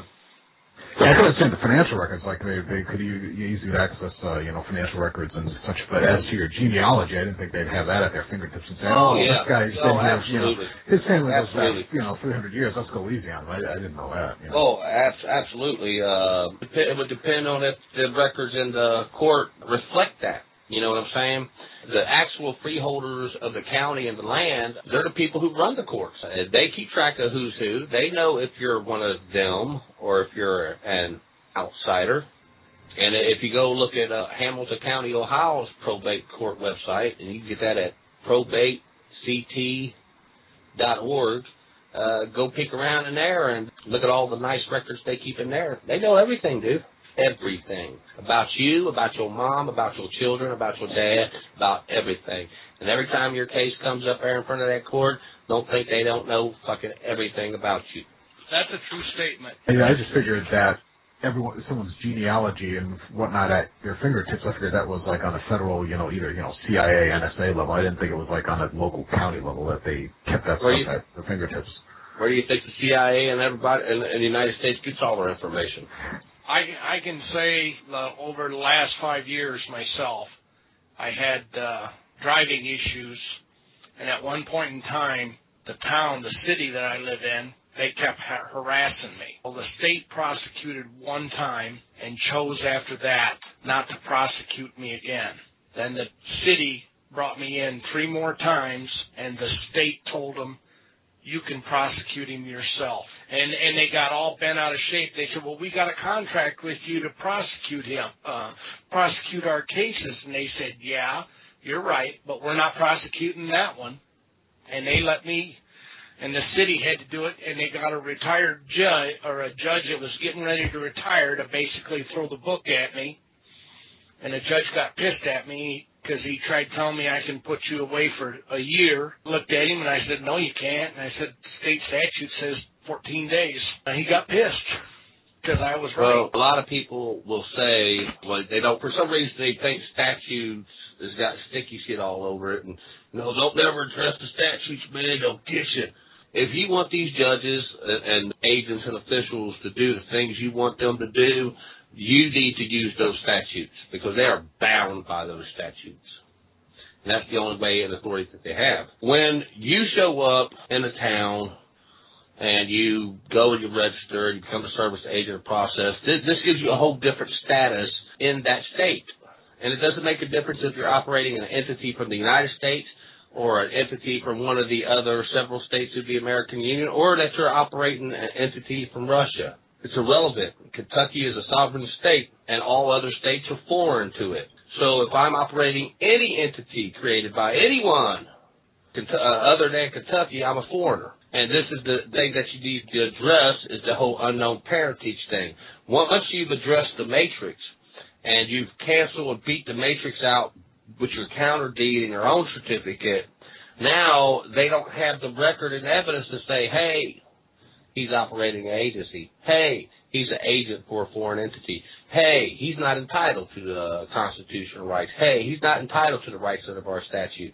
No, now you put yourself into as a private citizen, a private man. And this is the status that the Constitution and the laws protect. They do not protect entities, per se. They rape the shit out of them. That makes sense. I mean, because in the end, these entities are just basically figments of our imagination. I mean, they're not living people. I mean, just things on paper, even though they try to tie it down to, living people, but in the end they're not. They can form their own society. Maybe they offered you a part in their society. But see, they already had the king and all the other important positions sold up in their society. You know what a billet is? Is this something military related? Yeah, in a company, in a platoon, and all on the different sizes, scales of military companies, there's called billets. And the billets have to be filled. And the billet might call for one lieutenant and one master sergeant and 2 petty officers and 3 of these officers and 4 of these officers and 60, you know what I'm saying? All the different rates and skills. When you joined their society, they had all the good billets done took up, and the only thing that you could do in their society was operate one of their agencies. Now, we won't give you rights under the Constitution, but we'll give you rights in commerce. So that if one of our free men have a contract with you, we'll make our free men uphold that contract with you. And this is the status derived from the 14th Amendment and the New Deal. As you were born of unknown parentage, you have no person. You're not the posterity of people, so we're going to give you a status like this. And you're not going to enjoy the rights under the Constitution because it says for ourselves and our posterity. But we're going to give you commercial rights. This goes back to a point when my husband and I were being released from prison at different times, and I had already gone out to a halfway house, and we were being told by the parole office that we could not cohabit. And I had written an affidavit, referenced when we got married, that we had a contract to be together. I annexed a certified copy of the marriage license to it, and I sent it to some of the parties. So when he got out, I was amazed. I called. I happened to know the name of the guy who was running the parole officer, and I just called and said, I'd like to speak to Mike, whatever his name was, please. And they put me right through, and I said, I'm calling regarding my husband, Paul. And he said, and Paul was right then in an office being told, you will not call her for 3 months. You cannot live together. You cannot see her, blah, blah, blah. And I said, do you recall getting an affidavit from me regarding our marriage? And he said, I might have seen something like that. And I said, well, then I just have one question for you. Can you tell me the law under which you can force a divorce? And he got real quiet, and he said, well, hold the line. He came back in about 10 minutes, and he said, your husband is going to be living with you, and everything had changed from what they were telling my husband at the same time in an office. So that the point was what you said about creating your own document. And I had taken that document and put it in the public record. I would do it a little differently now than I did it then, because when you put a wedding document in the public record, they can enclose it and take it over. If you put a copy of that document in with a wedding signature that you acknowledge it's a true and correct copy, then they cannot enclose it. But the issue was dealt with. It was really serendipity that I got right through to the head of the office, and it was dealt with in 10 minutes. I just wanted to confirm what you have to say about writing up a document and doing your thing. Because they're making all kinds of claims, making all kinds of statements, and people are certifying things they have no knowledge about. Right, and I had knowledge about it. I attended the wedding. Yes. I made a commitment. The thing, you don't need a license to get married. What you do need is you need a license in order for the court to be able to enforce the contract of your marriage by the state. In truth, the marriage actually is between the two entities. And I realize there's a lot of information out there that you are bringing a third party into your marriage. Anytime two entities merge together, it has to be approved, right? Like if Bank of America and somebody else is going to merge together and become one, it has to be approved. They have to be licensed to do that. Where you come in. Of course, it's a perverted way of looking at things, but it has served them very well for many years. But, in this instance, I was able to take the facts and make them serve our situation. Once you have a document and a counter deed which conflicts and makes yours void, well, they can no longer use that public record against you. And that's what they got to have against you, is they got to have a record. They got to have information. Which if you go check that out, do the word search on that, that's information and an accusation of a crime. That's why your mom was an informant. What was the crime? Somebody abandoned her infant. Do you know if anybody has used this to do the counter deed against the deed of trust for a mortgage? The whole way I would address a mortgage is like this. As soon as I've received the service of process, notice or demand, I would send it to the chief executive office. I would show up to court. If nobody attorney showed up on behalf of that entity to show up to court, I would inform the judge who I am. Judge, yes, I am the registered agent for service of process of that entity. And according to this statute, my only obligation was to forward to the entity the service notice of demand. Now, however, Judge, the mortgagee is claiming that I am a debtor. All right? You have to know that this entity exists. You really have to do it. You have to articulate yourself when you talk about it. The truth is they don't have a title. All they have is what's called color of title based on the certified statements that they have made. But see, their certified statements, unless it says what it says applies with 28 U.S.C. 1746, they're open to attack. The affidavits, the certifications, all that stuff's open to attack. As soon as they go try to admit it into the court, you want to object to it. Another thing is about this is you tell the judge that, hey, I would be happy to pay the debt. All I got to have is a bill. My principal will not pay as a debt. So if the mortgage company is saying I owe $150,000, Judge, I just need a bill and I'll pay it. But the only way I'm paying it is in exchange for the note. Because the law says you're entitled to that note when you pay it. KW, wouldn't that be a good time to put your claim for your equity on there or your agent's lien as well on that record? Absolutely. Once you set a service process, if the principal's not upholding his obligations, now the agent can seize the property of the agent, of the agency. And as a matter of fact, when the principal, and this is, I just went over one aspect of it tonight, and this is just concerning the separation of the legal relationship. There's a whole other way to operate the agency if you wish to do so. The books I would advise you to read is a book called Human Beings and the Law of Agency. It's an awesome book. You'll be like, holy shit. And another book is called A Treatise on the Law of Agency. And the agent has a lot of leeway in certain circumstances and under certain conditions.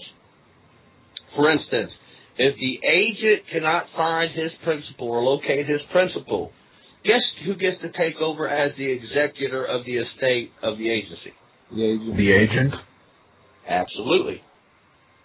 And guess who is going to assist him in the settlement of the estate of that agency? What, the state? Oh, the court? Court. Oh, wow. Yeah. Now, keep in mind, yes, the state has courts, but there are other courts that are here that are not subject to the state. They have their own jurisdiction, and don't get it from no state or no constitution. And this is what people refer to as the superior court. All the courts, even the Supreme Court, is inferior to the Superior Court. Let me expand on that a little bit. The Superior Court was commonly called the King's Bench. Of course, here in America, we have no king, right? Mm-hmm. The individual people are sovereigns with no one that governs, okay? Well, that's how you have to look at it. That's the King's Bench, the Superior Court. Well, when you invoke the Superior Court and you go in a non-representative capacity, who's present in that court? The sovereign, that's right. And guess who gets to determine the capacity to sue or be sued? You do, sovereign. That's right. But you can never be sovereign if you're there in a representative capacity, can you? So a state, let's say, a state of whatever, they would have, let's say, a state Supreme Court, but they would also have a Superior Court? But they're not used. As a matter of fact, you started seeing them fall out of use around the early 40s. I've seen less and less cases. You go back to the late 1800s, mid-1800s, all the way up to the early 1900s, you still see cases, captioned in the Superior Court. You get up to 1940, 50s, 60s, you don't see that no more. What does one go about convening Superior Court? I mean, you set the jurisdiction of the court and type court is by your caption. You were in jurisdiction established by the one creating the complaint or petition or whatever you put in the court. Yeah. The complaint sets the jurisdiction of the plaintiff, don't he? Yes. You will never be brought into court on the defensive side of the Superior Court because they can't get you that way. They have no standing in a Superior Court, so they have to bring you under their agency and their regulations and codes. That's how they get you into court, because you're operating the agency.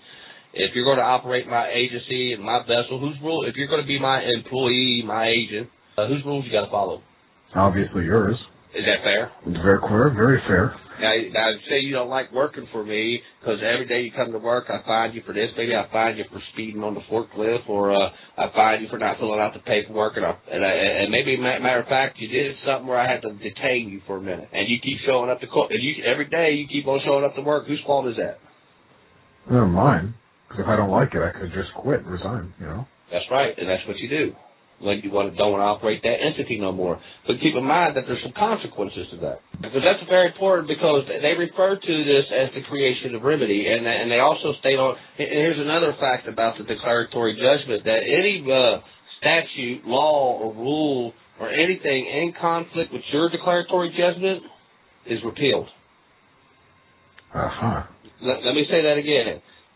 All statutes, laws, and rules in conflict with your declaratory judgment are repealed. So if you have a declaratory judgment that says you don't have to have a license, well, the DMV can go pound salt. That's right. That statute's been repealed as far as you're concerned. And guess who repealed it? You did. You did. Because guess who's the all-powerful and all-knowing, and guess who has all the rights? Yeah, you do. We do. We just have to have the knowledge and wisdom to be able to exercise it.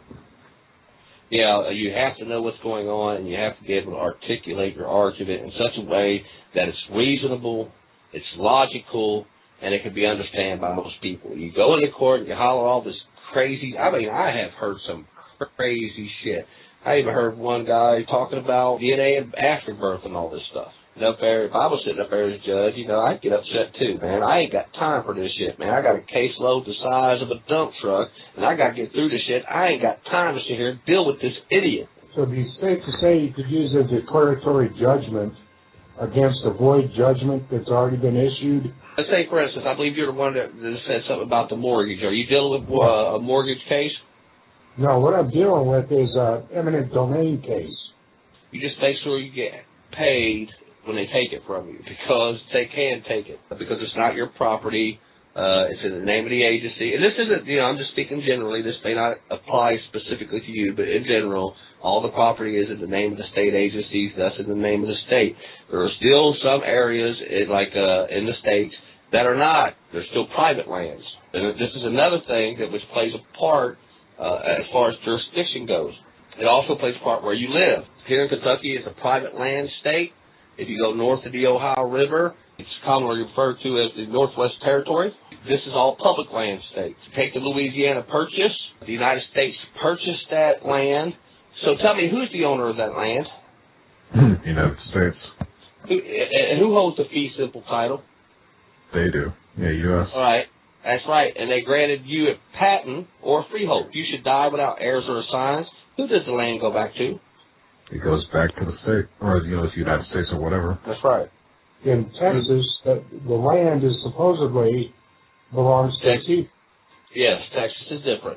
This is what I was saying about it depends where you at, because you're living in Ohio, Indiana, Illinois, Wisconsin, and Northwest Territory, or if you're living on the lands of the Louisiana Purchase, guess whose jurisdiction you fall under? Ultimately, the feds. That's right, because who owns that land? Presumably they do. Right, but however, when the patent is given, or the freehold given, it's usually given to their heirs and assigns forever, right? Mm-hmm. Well, that's a good thing to have, because that's the next best title you have next to fee simple, or bill of sale, as you might call it. And that's what the United States has for the Northwest Territory and the Louisiana Purchase. is they have a bill of sale proving that they're the fee simple owners. Can they dictate what the rules are on their own land if we're doing business and commerce on their own land? I guess so. And can they do it legally? It's like you have this cattle ranch up spot. Even though these cattle ranches up there in Nevada going on and everything, these people have no concept of the law or what the Constitution is, and they're going to get somebody hurt up there doing all this crazy shit that they're doing. When they say that land is public land, that land was either bought or leased by the United States, and it belongs to the United States. And we have this rancher sitting there trying to get these cows to go graze on the land. People would say that the feds are acting unconstitutional and doing that. No, they're acting within the legality of this. It's just that the old cowboys don't understand what the hell is going on. They probably never will. Now, most likely, would you say that the original 13 colony states are private land states? All private land states, yes. Yeah, because I noticed up here, Connecticut, as far as I know, I think Massachusetts as well, if I remember correctly, we don't have BLM folks running around. Nope. And either we have them here in Kentucky, either we have them anywhere else, which is in a private land state, because all these lands were owned by private people. Yeah, same way in Texas. We have our own land office. Yes. Kentucky has their own land office. But where you see the public lands, this is all the different situations. This is why I say, this is why they don't like people give the legal advice. And this is why I would advise anyone that if they don't fully comprehend the situation they're in, they probably should seek competent legal counsel. Some people on TalkShoe and some people on Skype should not be giving legal advice because they have no understanding of the legality, the legal issues, and legal relationships at play. I can't give you legal advice. I don't know what kind of contracts you've entered into. I don't know what your status is. And it's going to be different for you. It's going to be different for the guy living in Texas, from the guy living in Illinois, to the guy living in Kentucky, to the guy living in Nevada. It's going to be a different circumstances and therefore different legal issues that need to be presented for that case. But the one thing we always want to remember is that we want to be in that court at all times in a non-representative capacity. All times. Make sure you file that notice to appear. If you haven't been to court yet, you got service process, send that service process off to the Chief Executive Office, and when you show up to court, make sure you file that notice to appear by special appearance in a non-representative capacity. If you've already shown up to court, make sure you withdraw your appearance in a representative capacity and fill out a notice to appear in a non-representative capacity.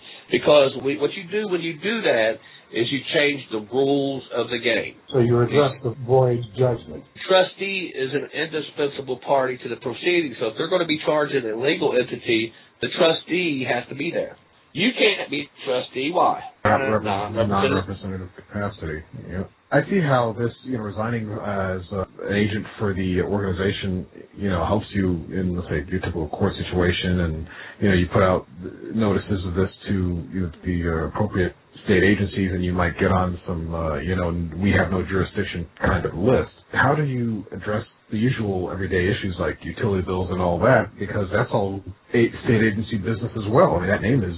Absolutely, and let me give you an example of how this works. Let's say somebody has an electric bill, they can't pay it, and they get a notice of a shut-off notice, right? Right. Well, some people may know that you could take that down to an office somewhere in your town or something, and somebody will help you pay it. All right, well, here in this county, that company that does that little agency that does that is directly under the Chief Executive Office. He's under the Governor's Office of the state. So, but remember that you can only send service of process, notice, or demand to him. That's your job, not anything else. If you receive a notice or demand, that and this is where you talk about getting it for accepted for value concept, why you get people saying, well, you should be able to accept it for value. No, you're not qualified. You're not trained to do that shit. Your only job is to forward it to your fucking principal. Don't go in there handling that shit yourself. That's right. You're just a doorman. The doorman's a trustee.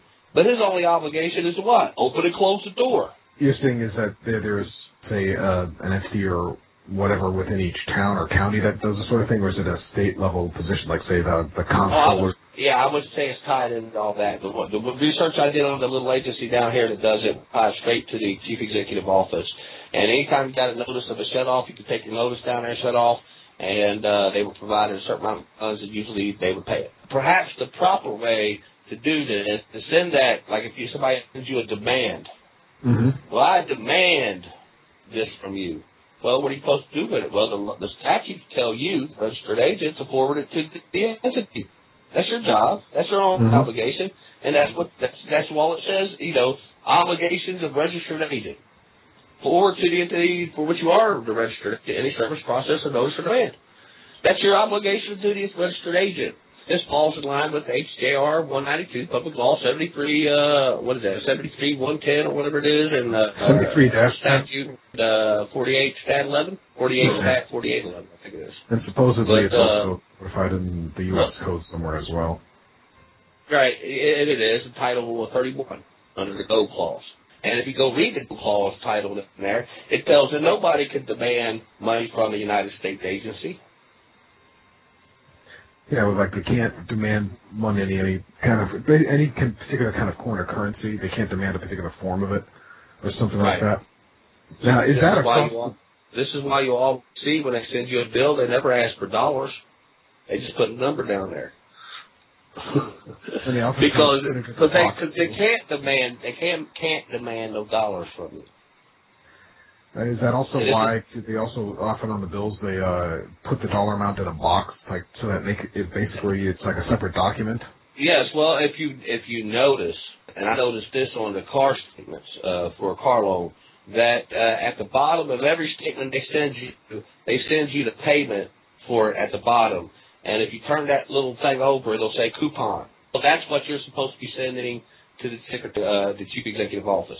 And he's the one that's supposed to be accepting it for value and discharging it, not you. That's only if you want to be the agent to represent the property of the United States or the particular state. Right, because there's lots of benefits involved in the operation of this agency. Being a company man, so to speak. There's billable hours, huh? Yeah. The thing about the, let's say, HR 192 and however it's been reworded over the years, that they can't demand payment of an obligation in any particular kind of corner currency, is that set in stone across the board, or is it a case as long as there's not a pre-existing agreement in place to pay? It also depends on whether you're talking about internally with the government of the United States or you're talking refer to its commerce with foreign nations. See, because when we talk about the United States went bankrupt, here's what happened is that they did not have enough gold to pay off the foreign creditors and the depositors in the bank. So what they decided to do was gather up all the gold and pay their foreign creditors instead of those debt. This is why the United States is one of the best full faith and credit standings when it comes to other countries investing in our country, is that we've always paid our debts. They robbed them from us to pay them. And so they had to compensate us. Yes, they had to give us some valuable consideration. When they take an eminent domain, they got to give you compensation, but they got another term for it. Quid pro quo. Yeah, they have to give you something. And this is why I believe they created the agency, so that it would help you do the debt. But when they did this is when they tied in the unknown parentage thing, because by claiming you were an infant of unknown parentage, what they really did was steal your birthright to the protection of the laws, those rights secured by the laws of the United States and the Constitution. They stole your birthright. All right, they knew it was rightfully ours. They needed some gimmick to justify keeping it for themselves. Right, because they didn't want you to have your person, which they had no control over. They wanted to give you a person they had control over. It's all tied in the Bible. And we talk about the Bible. Let's look at Jesus. Everybody wants to talk about Jesus, okay? Well, believe it or not, Jesus was an illegitimate child and an infant of unknown parentage when he was born, according to the law. Was he not? Do you think that's a coincidence? And as a result that you being this pauper and infant of unknown parentage, you have no person, you're actually what they call civilly dead. And this is why you have to believe in Jesus Christ in order to be saved. It's because if Jesus Christ didn't come back from the dead, how in the hell are you going to do it? Earlier as well mentioned, the Bible, if you kind of view it, if you understand legal terms and you view it in that light, it brings out a whole new meaning. I've learned a little bit about that myself. My friend and I were discussing this sort of thing. We heard one of Winston Shroud's videos, and he said something like the Bible is a law book. Particularly King James Bible is a law book, and that kind of echoed with something that kind of reminded me of something that happened when I was young. when I went to church, I don't know how many years ago, when I was a child, I found a bunch of leaflets in the pews, and they had a peculiar variation of the Lord's Prayer. It read more in a legal commercial sense. They, instead of, forgive us our sins, said forgive us our debtors or something like that. It was kind of weird. Yes. And I remember that even as a child, I knew there's something going on here because it's specifically peculiar. There was something about it, but of course I didn't have the knowledge to understand it at the time, so I filed it away. And so Winston said, okay, the Bible's a law book. I was like, ding, ding, ding, ding, the lights went off. So I was talking to my friend, and he said, why don't we run this by Michelle, this attorney that we know? And she said, it's funny that we thought that, that we had this idea that the Bible's a law book because being an attorney, she's been in judges' chambers many times, and she's found that a lot of these guys apparently have attended seminary. These guys, well, let me explain to you something about that Bible as, in the context of a law book. King James wrote the authorized version, had it written, and distributed to all the judges and all the lawyers. As a matter of fact, the Bible was the law book for the common law. And if you go back and look at Bouvier, they'll tell you that Christianity is a part of the common law. So yes, Christianity is a fundamental part of common law. Common law. This is the once you enter into the realm of Caesar, when you start talking about entities, this is when a different thing takes over. There's different rules, different certain things played. But that Bible is written in the King's English, and the King's English is legalese. And up until the Civil War, when you went into the court, there was only one law book sitting on that judge's desk. That's right. That was the Bible, huh? You damn straight. One more thing, Daniel, I want to discuss about civil law. Civil law has three branches. It has criminal, military, and ecclesiastical. If you're in a civil suit, it has to do one of those things. What is the crime you're actually being accused of in there? It's probably most likely fraud for breach of contract, such as operating agency without using a seatbelt. In the realm of Caesar concerning entities, it's different when you jump over here in the kingdom of God. You got the realm of Caesar, and then you have the realm of God. There's a whole other aspect to this thing, this game that they're playing. There's a whole theological aspect to it. Oh, absolutely. If you haven't figured that out yet, you need to do a lot more reading.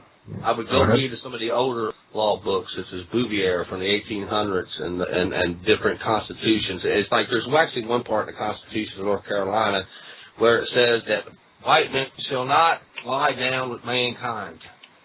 And it clearly made a distinction between the so-called white man and those called mankind. Oh, that's interesting. Because the way we use the term today, the term mankind is just generic, but it probably must have had a specific meaning back then. Oh, yeah, it was a lower beast, lower than... Yeah, and this was in the Constitution, one of the original Constitutions. But keep in mind that before these colonies revolted, they had constitutions. They had parliaments. They had legislatures. You had mentioned about sending your bills to the birth state for the chief executive officer. If you're domiciled in one state and your birth certificate's in another. Let me tell you a little story I had. Maybe this might help explain it. One of the experiments I did when I started discovering what this was is I went down to the courthouse and I put my birth certificate on the table along with my affidavit, and I asked for a license. And the lady took it. She went over there and sat down. She read my birth certificate, typed a few things in the computer. She then pulled my affidavit, which stated that I don't use no numbers and I refuse to be identified by any numbers, and using a number is against my religious belief, and I'm not operating any entity or any agency, and nor will I be responsible for any entity or agency. After she started reading my affidavit, she jumped up. Well, actually, she wrote down on a Post-it, the little yellow Post-it pad, and she pulled it off, and she went walking by another lady's desk, and she stopped to put the note right on that lady's desk, and she walked by and walked back into this room. And when this lady got the note, she looked at it, and she jumped up, and she went into the back room. I was like, oh, shit. So when they come back out about 10, 12 minutes later, they said they're not going to be able to give me a license or identification. And I was like, well, why? It was like, well, we just can't. I said, and this when I heard it had the birth certificate up in front of Circuit Court Clerk Teresa Van Zandt, and I said, well, this isn't me, is it? She said, no. And I said, this is an organization, isn't it? She said, yes, it's a state agency. And this is also where I said, well, if I use this, I said, I'm not subject to statutes of the Commonwealth of Kentucky. Now, when I said this, he said, I've done said too much, and I don't want to say any word. Maybe you should go talk to an attorney. But while she was sitting there saying that, her clerk behind her was sitting there shaking her head no. And she's absolutely right. As long as I don't use that entity, I am not subject to the provisions of the Kentucky Revised Statutes. I am only subject to the Penal Code. Oh, consequences. Oh, yeah, consequences. Yeah, man, because there are always consequences. Let me tell you a little story about a little county here in eastern Kentucky which decided to secede from the United States. I forget the exact name of the county, but they did. They seceded from the United States. But however, when the inhabitants of that county and the citizens of that county went to go do business with other counties and try to purchase their liquor and their goods and their services, the other county said, fuck off. Well, it wasn't soon thereafter that that county rescinded its succession movement and rejoined the United States. Keep in mind that the United States is a society and its people vote for itself and they decide what's best. And if they decide it's best not to do business with you unless you operate an agency, guess what? They have that right. They have that right. That doesn't mean you can't still do business with men. And that still doesn't mean you can't go out and buy property. If there was a home for sale for $120,000, if I had $120,000 cash, do you think I need an ID to buy that house? Nope. Nope. Cash is king. Cash is king. When Donald Trump goes in to sign some contracts or paper, you think they ask for his ID? No. That's because he's made his own name. The thing about the declaratory judgment is that any person interested as an executor or as a trustee of an estate or an entity's estate may require the court's assistance in directing any of his subordinates and agents do or abstain from doing any particular act. And this is very important because you won't see this in the statutes. It's there, but it's not written as clear as it is in the actual act itself. And like I said, I would just type in Declaratory Judgments Act, PDF, and you should be able to get that. Overlook that thing because that was created for you, the man, okay? This was created so that you could bring an action and find out what your legal obligations, rights, and duties are in respect to any other person or party, including the state. So if the state says you have to have a license, you say, well, no, I don't. Well, that's a controversy. And you have the right to go in front of a court and bring the state into the court and have the court determine what your rights and duties and obligations are, if any. Declaratory Judgments PDF and Kentucky Revised Statutes is Chapter 418, if you wanted to go look that over. But your state statute has the same thing, too. It's a uniform law passed. The other thing about the agency, the government agency / state agency / vessel, these entities, it's very important to understand that these entities can do those things. That in order for any entity to do anything, it must be done by agent. And if you examine the situation and you understand that that birth certificate represents the birth of an entity and in no way, shape, or form can identify you because this is why the Inspector General said 100% of federal fugitives are associated with false identification. Think about what the Inspector General is saying there. 100% of all federal fugitives are associated with false identification. The gravity of that statement alone should sit there and open your eyes up. So when we examine our relationship to this, well, it could only be that of the registered agent. Because all entities must have a registered agent and a registered office in order to conduct commerce here in the state. It must have. And if not, if you're out there operating that entity without a license and you get pulled over and you give that entity's name and you give that entity's date of birth, are you falsely identifying yourself? You bet your ass you are. Well, what if you've got a DBA in that name? The whole DBA, well, first of all, it's not your name. It's the legal name of the registered organization. It's the name of the beast. Your birth certificate is a mark. Here, let me go over a couple of definitions for you. Mark, the evidence, token, or proof. Date. Date specifically refers to when an instrument takes effect. And if you go look at the word date in the law dictionary, it has nothing to do about a day. It all pertains to an instrument on which day it takes effect or upon some condition of the term of the contract, something is supposed to take effect. That's a date. It's a strict reference to an instrument. So when I ask you what your date of birth is, your immediate answer is say, well, I don't have one. You know, and it's all these little words that they use on there that get us in trouble. And it's really simple. I've seen guys talk to police and they think they're so smart, you know, that they can actually out-talk the police. And they always get themselves in trouble. Look, it's a simple question. Am I under arrest? No. Am I free to go? Oh, I'm not free to go? Oh, I am under arrest. I'm invoking my right to remain silent.